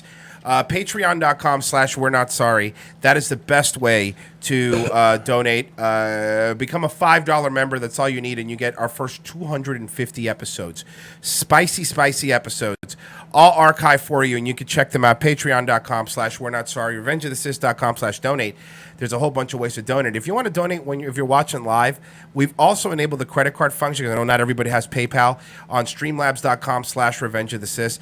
We got a $2 donation from Lama Dirk. If Harvard kept undergrads who called them niggers, they would retain 90% of their current student body. Fair enough. All right, guys, we have to go to break here. We will be back in 5 minutes. Talk amongst yourselves. Revenge of the Sis. The most exciting 2 hours of television is back with an all-new Revenge of the Sis. As Royce and Mersch continue to track an international deep state pedophile ring, their journey to the nation's capital is put on hold as Orlando's best police cops receive a cryptic message from an old colleague. It's a message from my old partner. He needs to see us in Los Angeles right now. Says it's related to our case. Do you trust him? As much as I trust you, partner. What's to know then? A detour from their original investigation finds these no-nonsense detectives in the middle of Hollywood. Thanks for meeting me. We can't talk long. They're probably following me. Who's following you? The Podesta brothers. They've got eyes everywhere, Lopez. Now trapped between deep state globalists and the Hollywood elite, Lopez and Mersch are on the case. They're no longer avenging Orlando. They're saving America. And this week, they're taking on Pedowood. I've been working this case. This Dan Schneider guy, producer at Nickelodeon, he's into kids. Or feet. Or kids' feet. Yeah, the iCarly guy. How do you know all this? Thanks for meeting me. No problem, Miss Bynes. This is Amanda Bynes? Jesus, she looks terrible. Dude, she can hear you. Watch this week as the web grows bigger, the case becomes more complex, and more older model cars get wrecked and plenty of nameless extras get shot. This week on an all-new Revenge of the Sis, followed by Nazi Lawyer. USA, hotels don't have Netflix. For this performance in Delaware. To make your shopping day a little easier. Irvin's Dollar Day sale is going on right now. And that means great buys on clothes for kids. All this week, you can save on boys' clothes by Campus Le Tigre. Short-sleeve Le Tigre knits are the shirts all the boys will be wearing back to school. Do you like pranks, guns, and jokes about retarded people? Well, so do we, but odds are your liberal snowflake friend doesn't. How would you like an easy, cost-effective way of screwing with that friend anonymously without losing your Twitter account? Guns for Tards is the perfect way to trigger SJW anonymously through the mail. For a low fee, your target will receive a beautifully designed professional mailer from our fictional Guns for Tards charity, containing a thank you letter for their donation. They'll be led to believe that money was donated in their name to a charity that advocates Second Amendment rights for the mentally handicapped people in their area. For a few extra bucks, they will receive pictures and a detailed profile of a retarded person who they helped harm. It's all fun and games, well, except for that idiot who gets this in their mailbox and freaks out. Messing with someone through the mail is effective. Most people do it trolling over the internet, but regular mail is way more invasive. Whether it's a boss, an ex, or a liberal professor you don't like, this is the perfect way to screw with someone anonymously for the cost of a cup of coffee. Well, a cup of coffee in Manhattan, in a fancy coffee shop. Check out www.gunsfortards.com and select a package today. Use promo code MERSH for 10% off.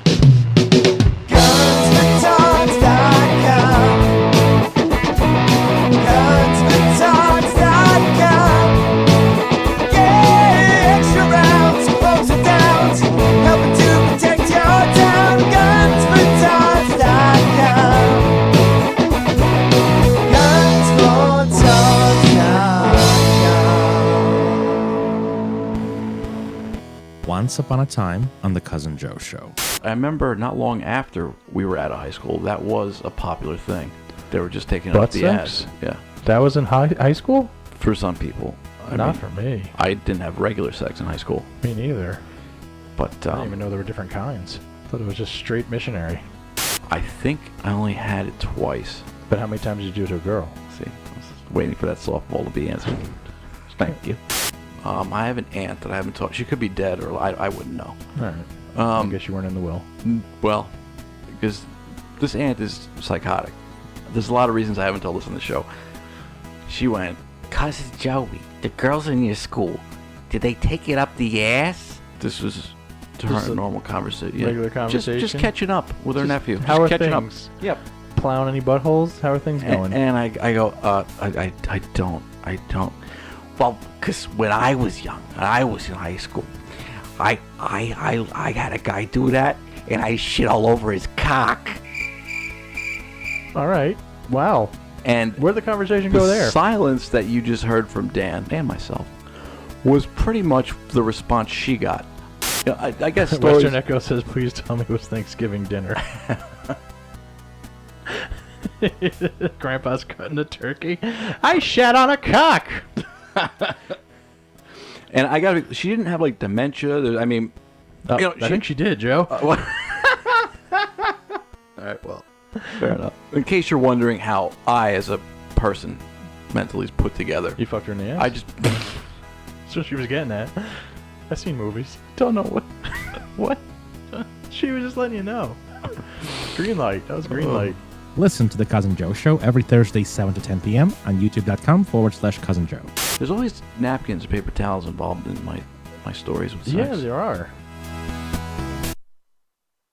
If we want to make money, we need to honor ancient Irish traditions, like serving an irresponsible amount of booze to people who are genetically predisposed to having alcohol problems. You see, St. Patrick started that tradition, and that's why we celebrate him today. Yeah, no, that's not what he did. No, he played the flute for some kids, and then he lured them into a cave somewhere, and he diddled them. Now, you got him mixed up with the Pied Piper. Right. St. Patrick didn't play the flute. He drove the kids out of Ireland, and then he molested them. No, if St. Patrick molested kids, he would be regarded as a scoundrel. No. I feel like in the olden days of the Catholic Church, pedophiles were regarded as heroes. All right, look, guys, St. Patrick didn't do any of that shit, okay? He drove the snakes out of Ireland. Yeah, I don't know about all this. I kind of want to just do the traditional thing of, like, sticking around the bar and trying to catch the leprechaun. The leprechaun thing again. Stop, guys. I'm going to catch him. I'm, like, this close. You're not going to catch him because he doesn't exist. Please, just... Dude, you know what? I don't even know if I've set up my glue traps for him yet. Charlie, enough with the leprechaun. Okay, wait. I mean, can you believe him? Who cares? stupid. Look, I'm trying to. You know Single what? year. Actually, I might want to get myself a flute. I was thinking the We've same been thing. talking. You were? I was thinking the Yeah, same thing. because I feel like it's I know we're kind of old. Go get a flute. Go get a flute. Yeah, go get a flute. Everybody, go get a flute.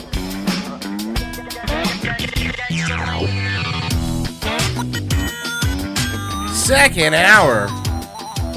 Revenge of the Sis Tuesday show. Thank you for staying with us, everybody. Of course, if you want to be part of the show, streamlabs.com/Revenge of the Sis. Donate. We'll read it on the show and whatnot. If you want to help us watching live, since YouTube is being a bunch of bitches, you go to dlive.tv/Revenge of the Sis. All one word, Revenge of the Sis. Watch live there. We get a little dough there. Not a lot, but a little bit, right? It's not bad. Welcome, everybody. Get us fucking verified, D-Live. Don't make me jump through hoops here. Listen here, fucking, what's his name? Trip. Listen here, Trip. We're gonna talk. We're gonna talk right now, man to man. Hombre to hombre. Okay. You put in a good word for us. Talk to your fucking guys at D-Live. We don't have to wait for this whole thing, okay? These formalities. We're already in. So just put us in. Yeah, we know Give where. us our fucking check mark. Let's stop fucking around. And once we hit 1,000, we could apply for global partners. I think we need to just right to global. Go right to global. You know what I want? I want news category just for us. Explored universe partners. There you go. That's what we want. Space Trip. Force, nigga. Yeah. All right, Trip. Get There to you go. work. That's what he did after Enterprise. Because I'll come right into the D-Live. I'll put my feet right up on your desk. I've seen him do it. Why do you think we're not on Mixer anymore? We actually did get suspended from We got Mixer. kicked off Mixer. We got kicked off of Mixer. Apparently, the Xbox community does not like our show, from my understanding. So we're no longer there. Have you ever been in an Xbox game lobby? What is it? Were we not racist and homophobic enough? Yeah, nobody in Xbox game lobby is getting into Harvard. Yeah, that's for fucking sure. Damn no sure. one's getting into Harvard. You know, All right. Yeah, you know who else isn't going to Harvard? Kyle Kasich. Kyle Kasich I'm going is to rub not. that in your face all the time. And you know the worst part is somebody pointed it out. He apologized too, and they still did take it. You Don't was a apologize, bitch. stupid. You don't apologize, dummy. Use a bitch. Ontario family files human rights complaint after 6-year-old girl upset by gender theory in school. There's a reason we're reading this. In January 2018, in Grand 1 class on the Devonshire Community Public School, part of the Ottawa School Board Network, 6-year-old N, they could have used any other letter. They could have used. And I know why they're hiding the name. They could have used any other letter. Oh, that's great. Sorry. Hey, guys. That's on them. Grow up. 6-year-old N.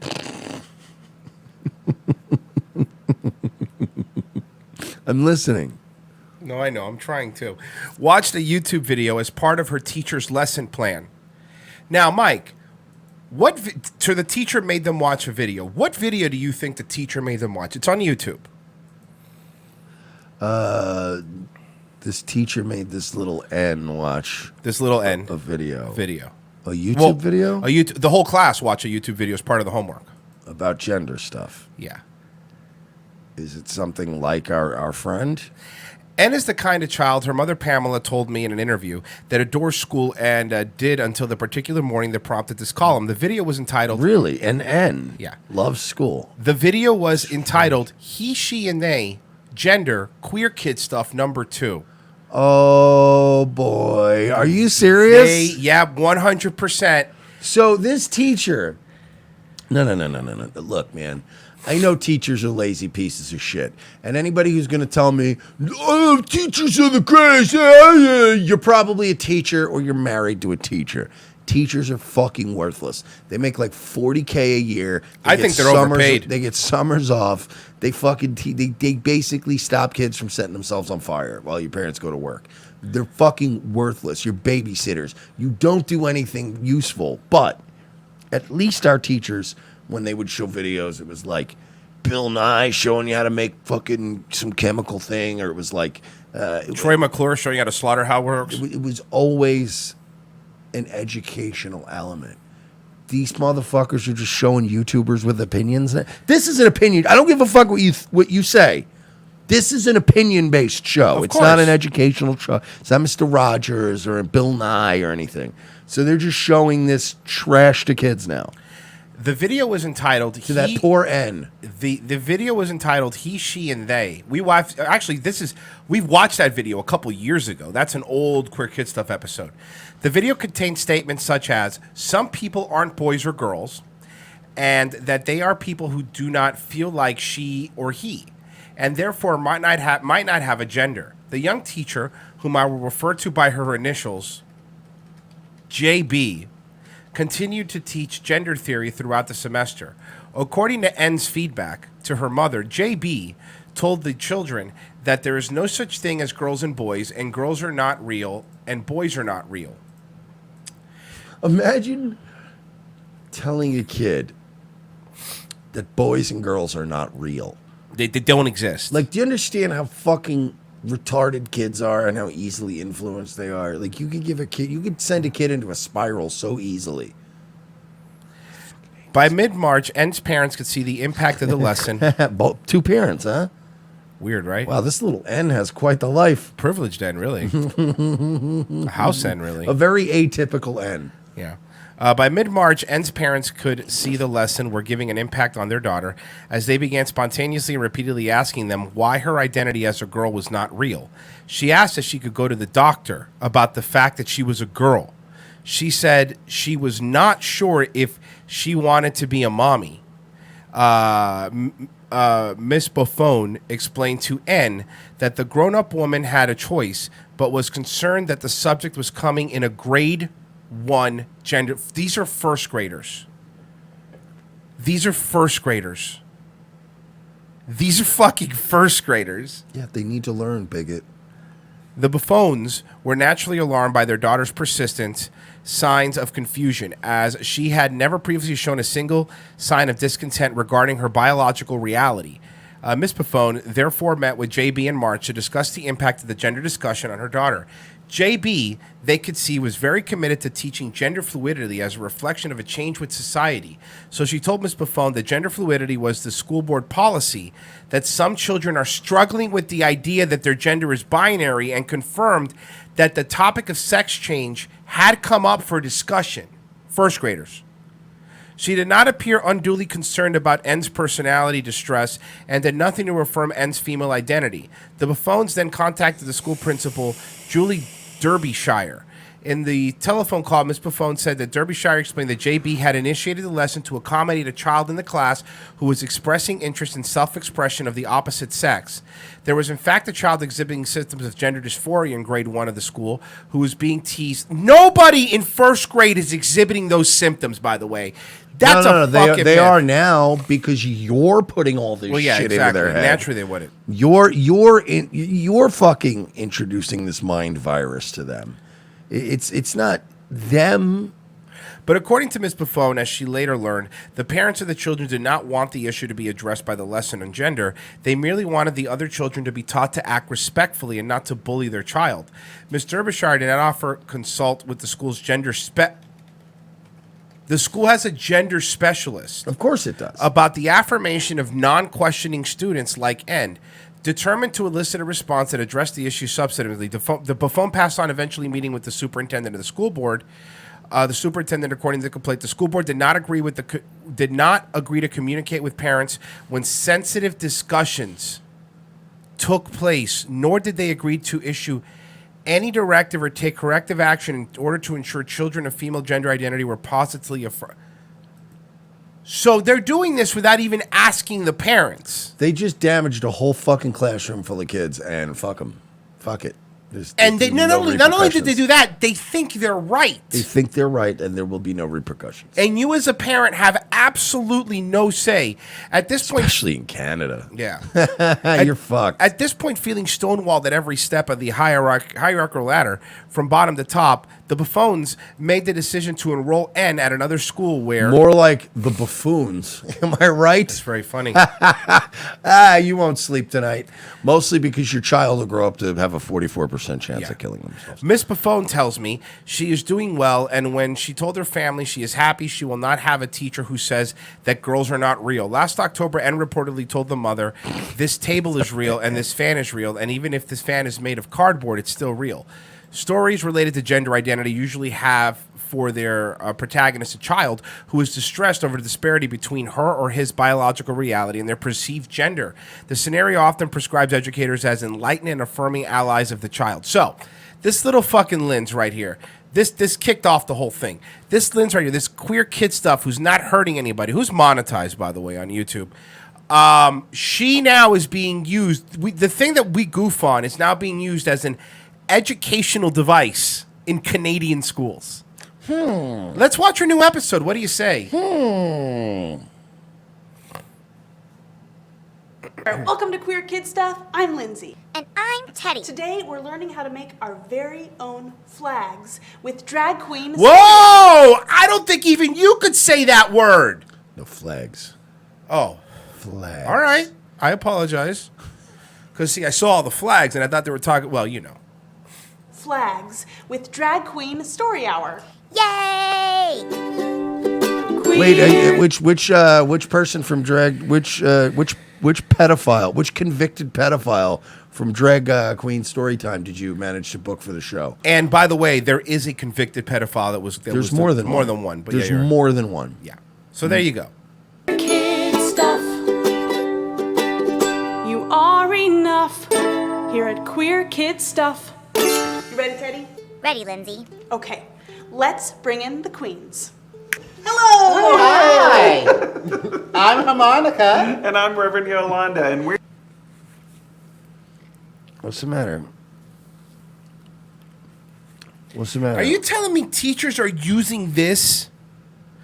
No, because honestly, I'm thinking back to my parents. I'm thinking back if my dad walked in and I was watching this, how fucking pissed he would be.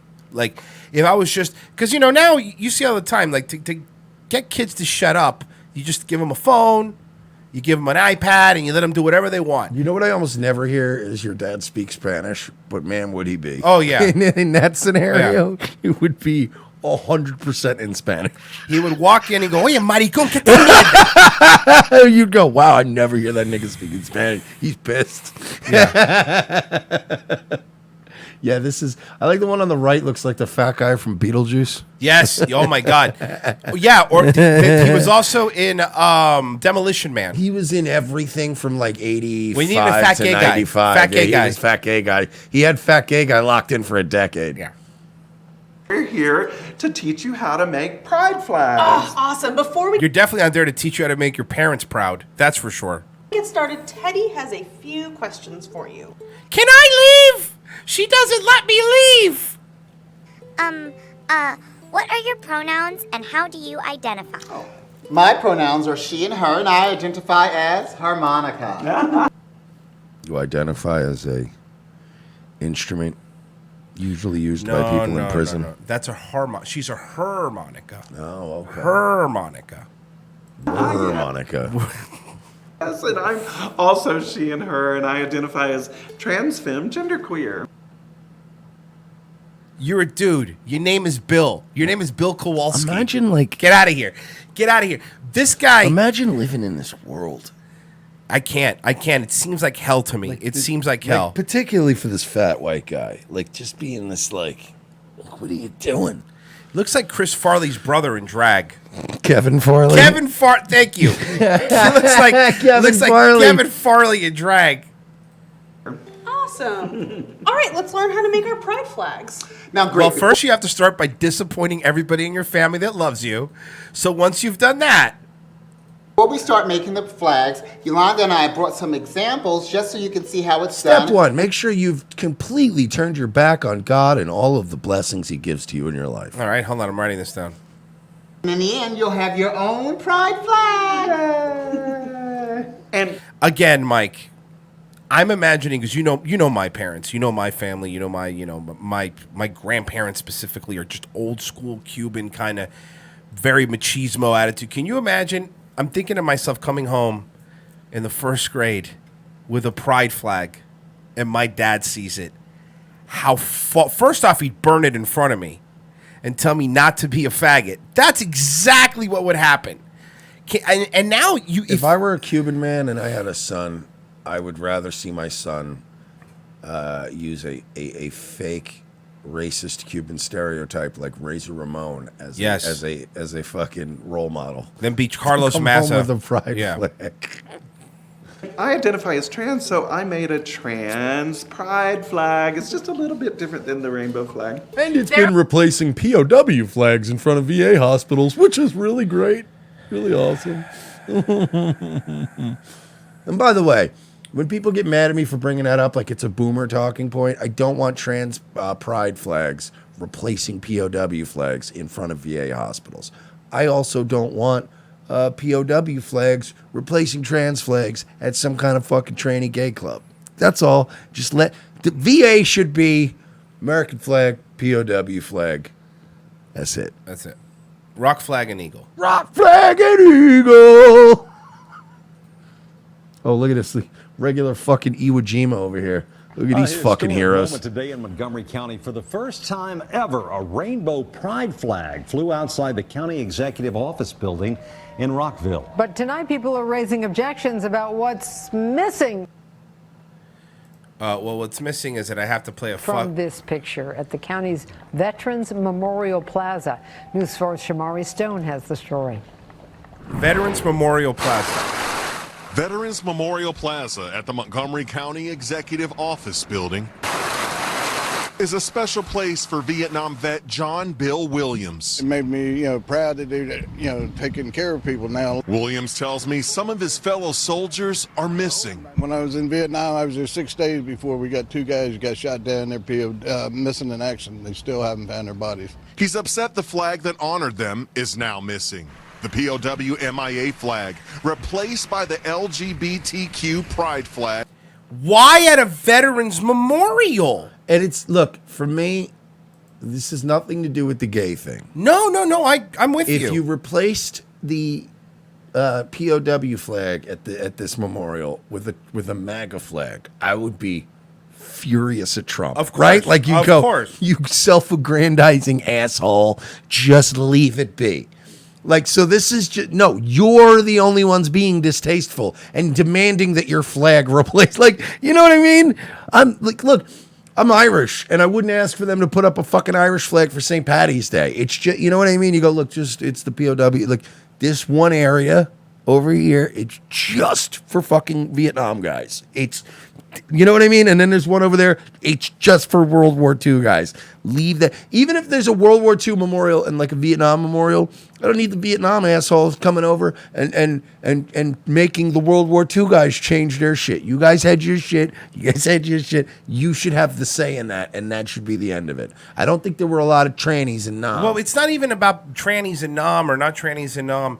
It's a matter of the fact that they believe they deserve this. Like, you saw that Trump and Pence both, of course, got shit from BuzzFeed and all that because they said they weren't going to allow the U.S. embassies to fly the pride flag. They said you're allowed to have it inside if you want. When you walk in, we don't care, but not on the actual flag that signifies this is a United States embassy. Like, this is the flag of, that's what it is. It should be like The Simpsons, the embassy in fucking Australia. That's all it is. A Marine in the front and a U.S. flag, and that's it. And they're mad at them, and it's like, but why are you mad? Why do you think you're owed that? Why do you need everybody to know that we're America and we're gay? It's a need to make other people change for you. That's exactly. The only That's desire. all it is. It's narcissism. I've never in my life been like, this needs to change because of me. Half the time when I'm yelling and screaming about how shit's fucked up, it's because of the shit like this where I'm like, I'm not yelling because I want my will imposed. I want people to leave shit the fuck alone. Yes, it's about leaving shit the fuck alone. Like, I don't have this desire to come in and go, why isn't this the way I like it? You know, you ever walk into something and it's like an event going on and it has nothing to do with you can't or make it your about life yourself. or your dumb Yeah. player. You walk in and it's like walking in like to a place, right? And you see there's a wedding reception going on. And then you start like going, oh my God, are you fucking really right now? Like this, it's a little moment. You can have your meal, whatever, and then just leave. Like there's no reason to go, oh my God, change this music. You're like, just could you let them I don't know what these people are either celebrating, but they're having a good time. Can you leave them alone? Leave 'em You know alone. what I mean? Yeah. I've never been like, change this flag.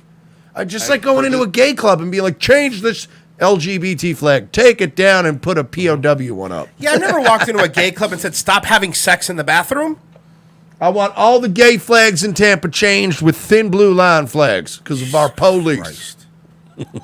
Yeah, you're right. If they would have changed it for that, I would have been pissed. Even with the thin blue, I would have been mad. Yeah, if cops have a thin blue line flag in front of the police station and somebody goes, I want my gay flag, I'd go, no, it's the cops. It's the That's cops. It's their their thing. organizational gimmick. It's their thing. Leave them alone. You have your thing. Leave them alone. I don't understand why you can't just leave people alone. This month. I wasn't happy about it at all. Because the park is there, it's supposed to be a veterans park. People died, their names are there. Now At they the take park? It down and put I mean, maybe homeless people have died at that park, I think. Homeless vets. Homeless vets. Of overdoses. Ironically, homeless vets. A lot of Vietnam vets died in that park under a tent somewhere. Montgomery County Councilmember Evan Glass, the council's first LGBTQ member, helped celebrate the raising of the pride flag this morning. Do you have any regrets that the POW MIA flag was removed? The flag post was only able to accommodate one flag, and when we learned of that, we are quickly, the county government What is this guy quickly on? changing it, so we're adding more ringlets so that by tomorrow morning, both flags will be raised. Only because, first off, you fucking can't call you it anymore. First off, you knew exactly what you were doing and you didn't think anybody was going to care. This is now because you got shown, because you got caught doing this. They took it down and put it up. How about before putting it, they're going to put more ringlets to allow more flag. How about I don't want an LGBT flag on a POW fucking pole? Stop it. But Stop interjecting into everything. No, but that's their compromises. Okay, we'll do both. And you're like, you're not. You don't get it. It's not about you. Oh, no, you're right. It's frustrating with these people. The POW flag, and I am not a fuck. I hate the whole boomer bullshit more than anybody. But the POW flag basically goes prisoners of war or people that have lost and they presumed dead. The prisoner of war flag. That's what it is. Okay, that flag signifies people that have family members that are out there that never came back, friends, people they serve with, stuff like that. The pride flag signifies what kind of genitals you want in your mouth. Do you understand that maybe one should mean a little bit more at a veterans memorial than another one? Because that's the only day. That's what it is. Seriously, Mike, please correct me if I'm wrong. But if you boil down what the pride flag is, it is a flag that represents what genitals you prefer in or around your face. Right? I mean, that's what it is. You include inclusion, whatever, blah, blah, blah, but inclusion, including what? Including that you want to. It's not a matter of people do in their own house, man, is their own business. I don't give a fuck who you fuck in your own house. But it's a matter that you've made it your entire identity. Your entire identity is the dicks you like in your face. That's not an identity. It's like a girl that's just that she fucks a lot. Being a hoe isn't an identity. Neither is being gay isn't an identity. It's just a thing that you happen to do to make stuff come out of your dick. Like, it's not that. Even like the Black Panther stuff, which I think they're fucking nuts and all that stuff. It's an identity, though. It's a group of people. They were fucking slaves, and their ancestors were. I could wrap my head around that. I can't wrap my head around what are you proud of? You're proud of the genitals that you want in your mouth? Because that's weird to me. It's weird to be proud of fucking anything sex-related. You know what I mean? It feels childish. It feels like when you're 16 and you go, hey, man, I had sex with like 6 chicks. You remember when you're 16, you're like, who had sex with more chicks? Yeah, when you're younger, it's different. But like, These are adults. Yeah. These are adults that their entire life is sex and fucking why? Fucking why? Relax a little bit. Chill the fuck out. Yeah, Be a normal person. Go to work every day. Nobody cares that much about who you fuck. It's gonna get worse, not better. No, I know, but I'm just saying, nobody cares who you fuck, man. Here's the truth. If right now in my 30s, a dude were to walk up to me at a party and go, hey, man, dude, you see that chick over there? I totally banged her. I'd be like, I don't care. Yeah, I really don't. I don't care who you had sex. It's not even a gay thing or LG lesbian thing. It's a I don't care who you have. I don't fucking care. Yeah, it's a personal liberty thing, which means Yeah. the personal liberty means I also don't care. It's your personal liberty. Do whatever you want, but I don't give a fuck. I just don't fucking care. I don't care enough about you. Nor should I have to.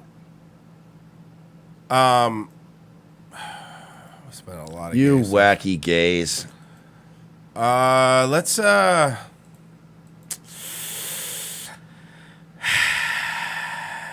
say it if you want to say it. no, I know we won't do it, but don't. I should say it anyway. Let's not go early. We're not knocking up early. No, I have stuff. It's just Let me get a meatball sub and a can of Coke right out here on the table. And I'll eat that while you. I didn't realize how much gay stuff I had lined up for whatever In reason. your jeans? Oh. Yeah. So, Mike, okay, Kevin Brennan. We have a little follow up. So, body that Kevin Brennan was. We love Kevin Brennan. He's fucking hilarious. Love Kevin Brennan. He just quit. Doors open at any time. He quit the compound. He did quit. Can somebody please come get their grandfather? Because at this point, it's getting awkward, right? He looks like he's in I feel like I'm watching this on a projector, like an old movie projector. He is a weird 1930s actor with a thick coat of makeup on him. Yes, he looks like he should be working for Nookie Thompson. Exactly. Yeah, he should be working for Nookie Thompson. That's exactly what he looks like. I missed sending a happy Father's Day to this year, and that would be Kevin Brennan. Nice setup, because everyone's quitting your company. Nice setup. I didn't know what terms we were on. This whole thing with Kevin Brennan blew up, I believe, Thursday. Like during the show, right after my show on Thursday, E-Rock says, E-Rock is another one of these harbingers of doom that comes in. Like my old His agent Bob nervous Eatman. laugh. It's a nervous laugh. It is. And that, it's so quiet and sterile, and his shows now are just him going, it's very right. Yeah. One of my finance guys, Barry, and E-Rock. E-Rock is another. Jeez. Oh boy. So I'm like, what's the matter? Well, Kevin quit on Twitter. I'm like, oh, okay. Well, we'll see what that it means, even or not. I've known Kevin for a while. I've always said he's one of the funniest motherfuckers. Dude, you called it, man. Mike fucking called it before, because this aired last night. Mike fucking called it. This is exactly was going to be. Well, to be fair, I predicted some of them, but no, there was the Red Bar people made a bingo card. Oh, really? They made a That's bingo hilarious. card of Compound Media. It was Compound Media Lingo Bingo. That's And it hilarious. was literally the doors always open, the tech stuff, the Roku app, just mentioning all these things. And it was, we got bingo, by the way, before we hit the That's end of this. It was hilarious. hilarious, yeah. Burning Bridges, hilarious show. So I'm like, I don't know. I've heard him go through this before. I've heard him quit. I've heard him get mad. There's plenty of things. His show's name is Burning Bridges, for the love of God. So I was just playing off during the weekend, and then me and Keith were talking a little bit on text. And Keith, the gentleman who's totally qualified to be running a media conglomerate Wait till because they- he was a cop. Wait till they throw to Keith. Oh, yeah? Does he look good? Oh, wait for this. Does he look good? He looks like a retired Nassau County cop. All right. saying like, why don't you, reach out to him, see what the deal is. And I'll tell you, and any of the people that work here, whether it's staff or shows or anything, will know this. I don't think I've contacted anyone on a professional level since I have made this place. Somebody said that on D Live that Aunt Kumi's background always feels like a muggy Long Island dreary day. It's also, if you notice, it's a very low quality image to be projected onto a green screen. No, Right? but there's something else. Like you run a company and you haven't contacted any of your other people in a Oh professional no, manner? we'll get into that. No, trust me, because I was yelling about this last night. It's weird, right? Yeah, no, his he said himself, I don't deal with any of that stuff. I said last night sarcastically, I was like, yeah, me and Roy should tell you, like, the first rule of business is we don't have anything to do with anything that's going on with ROTC. We just kind of let it happen, let it all work out. Can you imagine if we just didn't just whatever? He put everything he's got. This is his last hurrah, and he doesn't even want to be bothered with it. Me and Keith built this, and I have not been that But guy. now I'm obsessed with this. I don't Look do at that background image. That was not meant to be projected onto a green screen. Am I wrong? No, it's not. It really is starting to look. It does look kind of pixelated. Because you have to get chroma key art. Like, you have to get... If you guys think your 4K desktop backgrounds are what you can just throw onto a green screen, no, you have to get specialized images that are made like to look like it's really behind you. You know what it looks like? It looks like PS2 Spider-Man graphics. Oh, No, but you know what I mean? You know, like, remember the PS2 when the Spider-Man game came out? Where for some reason you could only fight on rooftops? It looks like GTA 3 when the background buildings aren't even fully rendered. Yeah, they're not rendered. It looks when like... you get too high up, Yeah. when you use the plane to go up and you're like, oh, it was never meant for me to see that far. Yeah, it's like running Vice City on medium. You know what I mean? Exactly. Yeah. Do that. I do this. This is what I do. I know my strong suit, and I also know where I am not very What good. is your strong suit? What is it, Ant? He's a funny guy. No, he was. He's a funny guy. He was. What is it now? What is he doing now? Good.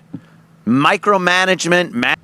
By the way, somebody says ROTC complaining about backgrounds. Well, ours are actual walls. I mean, we don't have a studio in New York here. Yeah, sorry. We don't have a studio in New York. And by the way, the reason we don't, let me tell you guys something here. I have never, and I never have, and I never will, see a show that I've ever seen with a green screen background that I've ever thought looked good. Yeah. And I'm pretty sure he'll agree with me too. I Yeah, don't I know, don't like maybe it. you've seen an exception to the rule, but almost. Have you ever not been able to spot it? Yeah, you could always spot it. And you go, oh, it's a green screen. It always looks fucking terrible. I know, okay, I understand that Nick Fuentes is not looking at he does not have a panoramic view of downtown Chicago. Like, I know that. I understand that these people aren't paying for these fucking beautiful, giant top floor. We know that at this point, okay? You're living at your mom's house. So I know that you're not. So, like, when people do it, it's like, why? Why are you lying to me? This isn't a lie. We're not sitting on a throne of lies. Yeah, this is what our room looks like. This is a studio looks like that we built. But, you know, it's funny because, and you know the other difference is? The other difference is we didn't have the second biggest radio show on the planet for 10 years. This should, you know what I mean? It looks weird. It does. This green screen thing, it doesn't look good. Nick Fuentes has one. It doesn't work for me. Management, dealing discipline, things like that. I need to delegate that responsibility. And I have through Keith and other channels here at... There's a perfect example. Say what you want about Alex Jones. He has a good setup. Because he has actual TVs and stuff behind him. That looks nice. That I like. See, But that's a studio. I hate him, but I'll say this. Crowder. Yeah, Visually it's a studio. speaking. I hate the beer sign thing, but whatever. At least it's not a fake thing. It's a nice... Somebody actually spent, all right, I want this, I want to have this texture here, I want to have a nice desk. I don't mind that. It's just when you have like a fake... Look at that. Look at downtown Los Angeles. You're not there. Stop it. Stop it. Compound Media. So for me to actually call somebody to deal with a business issue is huge. That shouldn't be, though, the case. No, it really shouldn't. If there's only you and Keith, there's only two people. I haven't done it. So Keith is like, why don't you reach out? And I figure it's, this is an important thing. And my name is on it, so maybe I should do that. So I called up Kevin. He didn't answer the phone, so I left a message. And the message was kind of funny because I'm just like, Kevin, it's Anthony, because I've never called him. This is the first phone call Kevin Brennan ever got from me. It's, again, really weird, right? Like, if it's a small group of shows, you would think you'd always be at least sending a message or two and going, hey, this is what's going on. Hey, man, good show last week. I don't know, maybe I would do it differently, but do you understand what I'm saying? Like, this isn't like Clear Channel where there's fucking thousands of Where there's shows. many layers This between isn't you of serious. employees between you and the people. There's what, 10 shows on his network? Maybe that, yeah. But so at that point, you would think, you would be contacting these people and going, "Hey, man, you know, I saw you had a porn star on. I don't know. I don't watch the shows on there, but you know what I mean." Yeah. Hey, do me a favor. I'll pump some new subs up. Yeah, I don't know. That's a little weird to me. It is.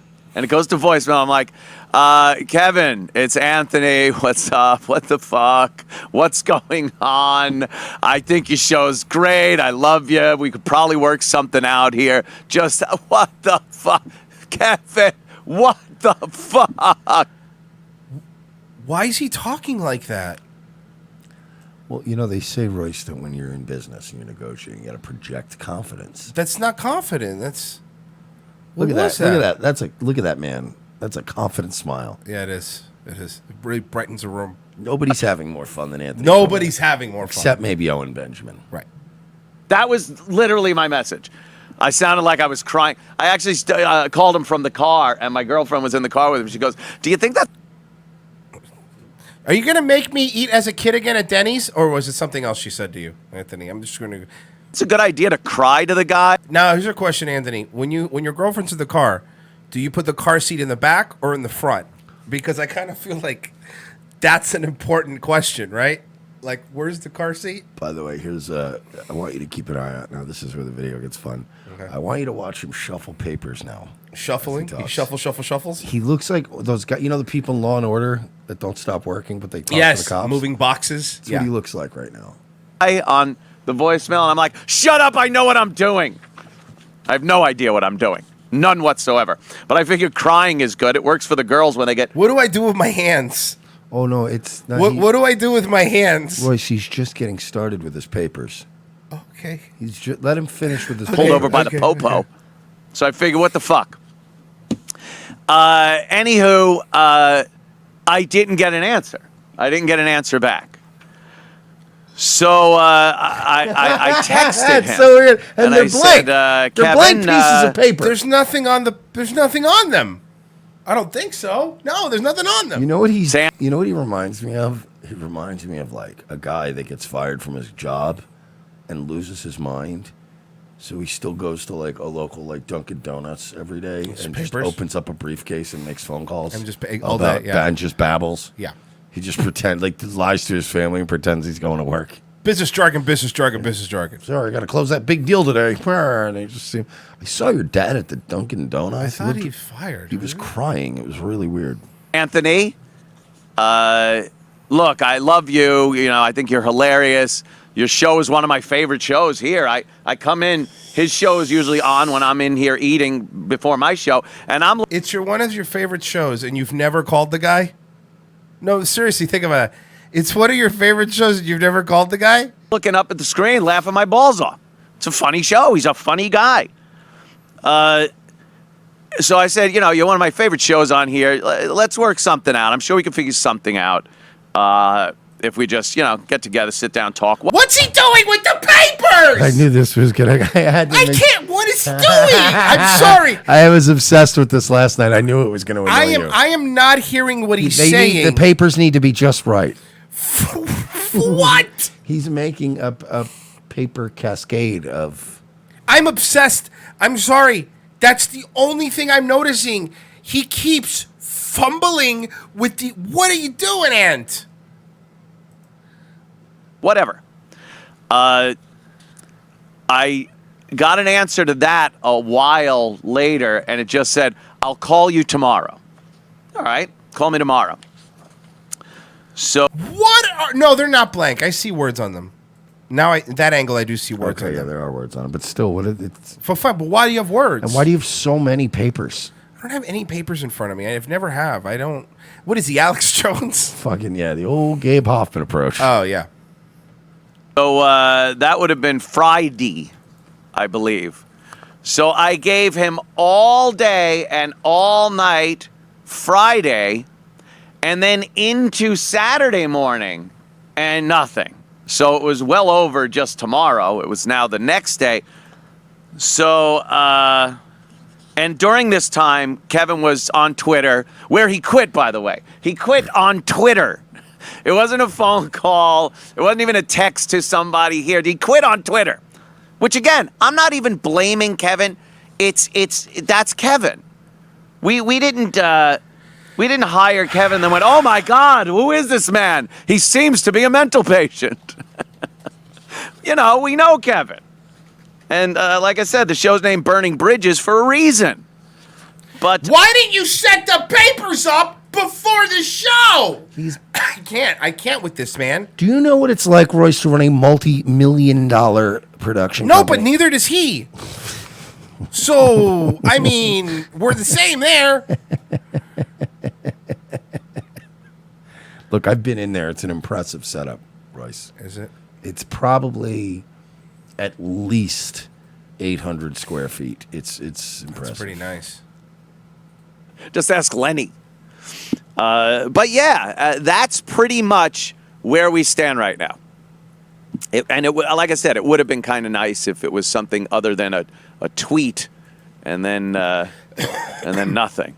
Anything you want to add to that, Mr. Maresca? LT? Hey there, LT. What do you think of that guy? Nah. You hit the nail perfectly on the head. Like Thank we you, said sir. about Trying to do platoon Kevin is always references to welcome nothing. here as a guest. By the way, and this to is be this is the man running a company. Remember when I told you that when we finally saw Keith that he would look like a retired Nassau County Police?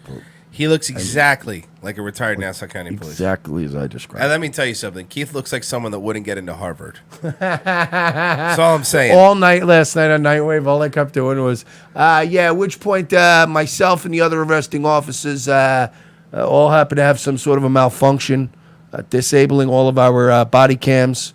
And then the suspect was found deceased. We shot him several times, and then we handcuffed him, shot him a few more times, and then determined that he was deceased and that he did, in fact, not have a gun. part of the network. The only, when we changed the hour of his Particular show, individual. Oh no! He's Yeah, pretty much what he is. Yep. was just to give more content of new shows to. Ted Beal says Keith eats at the Hooters a lot more than the waitresses would like. Keith's one of those guys who would be arresting a 7-year-old with a lemonade stand and going, "Hey, look, pal, I'm just doing my job, all right? He's my bosses. It's not me." And potential subscribers, because this business model works on people being First of all, brought Keith, on board. that business model ain't working. I saw the book signing. Your business model is failing miserably. And Kevin 2 days a week, like you said, we would love to have him 4 days a week, but you have to weigh it and say, well, does Kevin 4 days a week bring more people in? Or if we just adjust it right now and eventually we give him 4 days. So I'm sorry, again, I'm just trying to understand. How would a retired cop know anything how to run a because Anthony's already admitting that he's not really running it. It's really Keith that's doing all the background work. How is he qualified? He's not. There's no sit here and discuss. He's not qualified. He has been Anthony's fixer for a long time. And that's all it is. That's it? He's Eddie K, $2. I was told, 444 from Black Pill, George Soros. Liberal parents are going to raise the brownest of brown shirts if they follow through with the LGBT pee-pee poo-pooism and the kid reject liberal pause bullshit. Thank you, Black Pill. Eddie Cade says, I was told the point of marriage is to have kids to continue your legacy.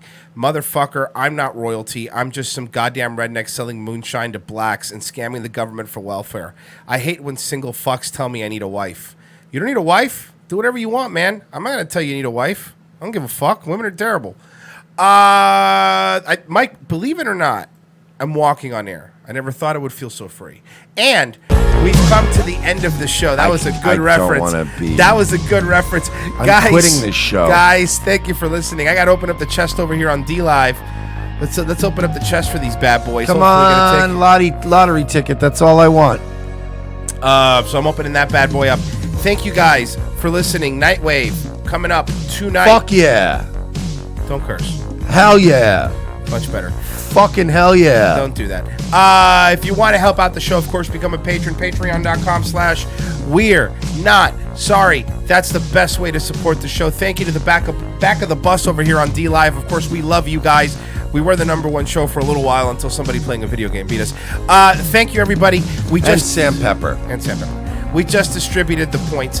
Thank you, everybody. We will be back tomorrow. Oh, I'll be back tomorrow at 10 a.m. with Daywave. Yeah, I won one of the only ones that got one. Nice. I won a ticket. Nice. That's all I care about. I feel you're double dipping though. YouTube.com/Daywave Radio and DLive.tv/Daywave. Those are the two different ways that you can check out my morning show, 10 a.m. every morning. Thank you, everybody, for listening. Make sure you're there for Nightwave tonight. Everybody else will be there. Be there or fucking be square. Thank you, guys, and see you tomorrow. Thanks for watching Revenge of the Sis.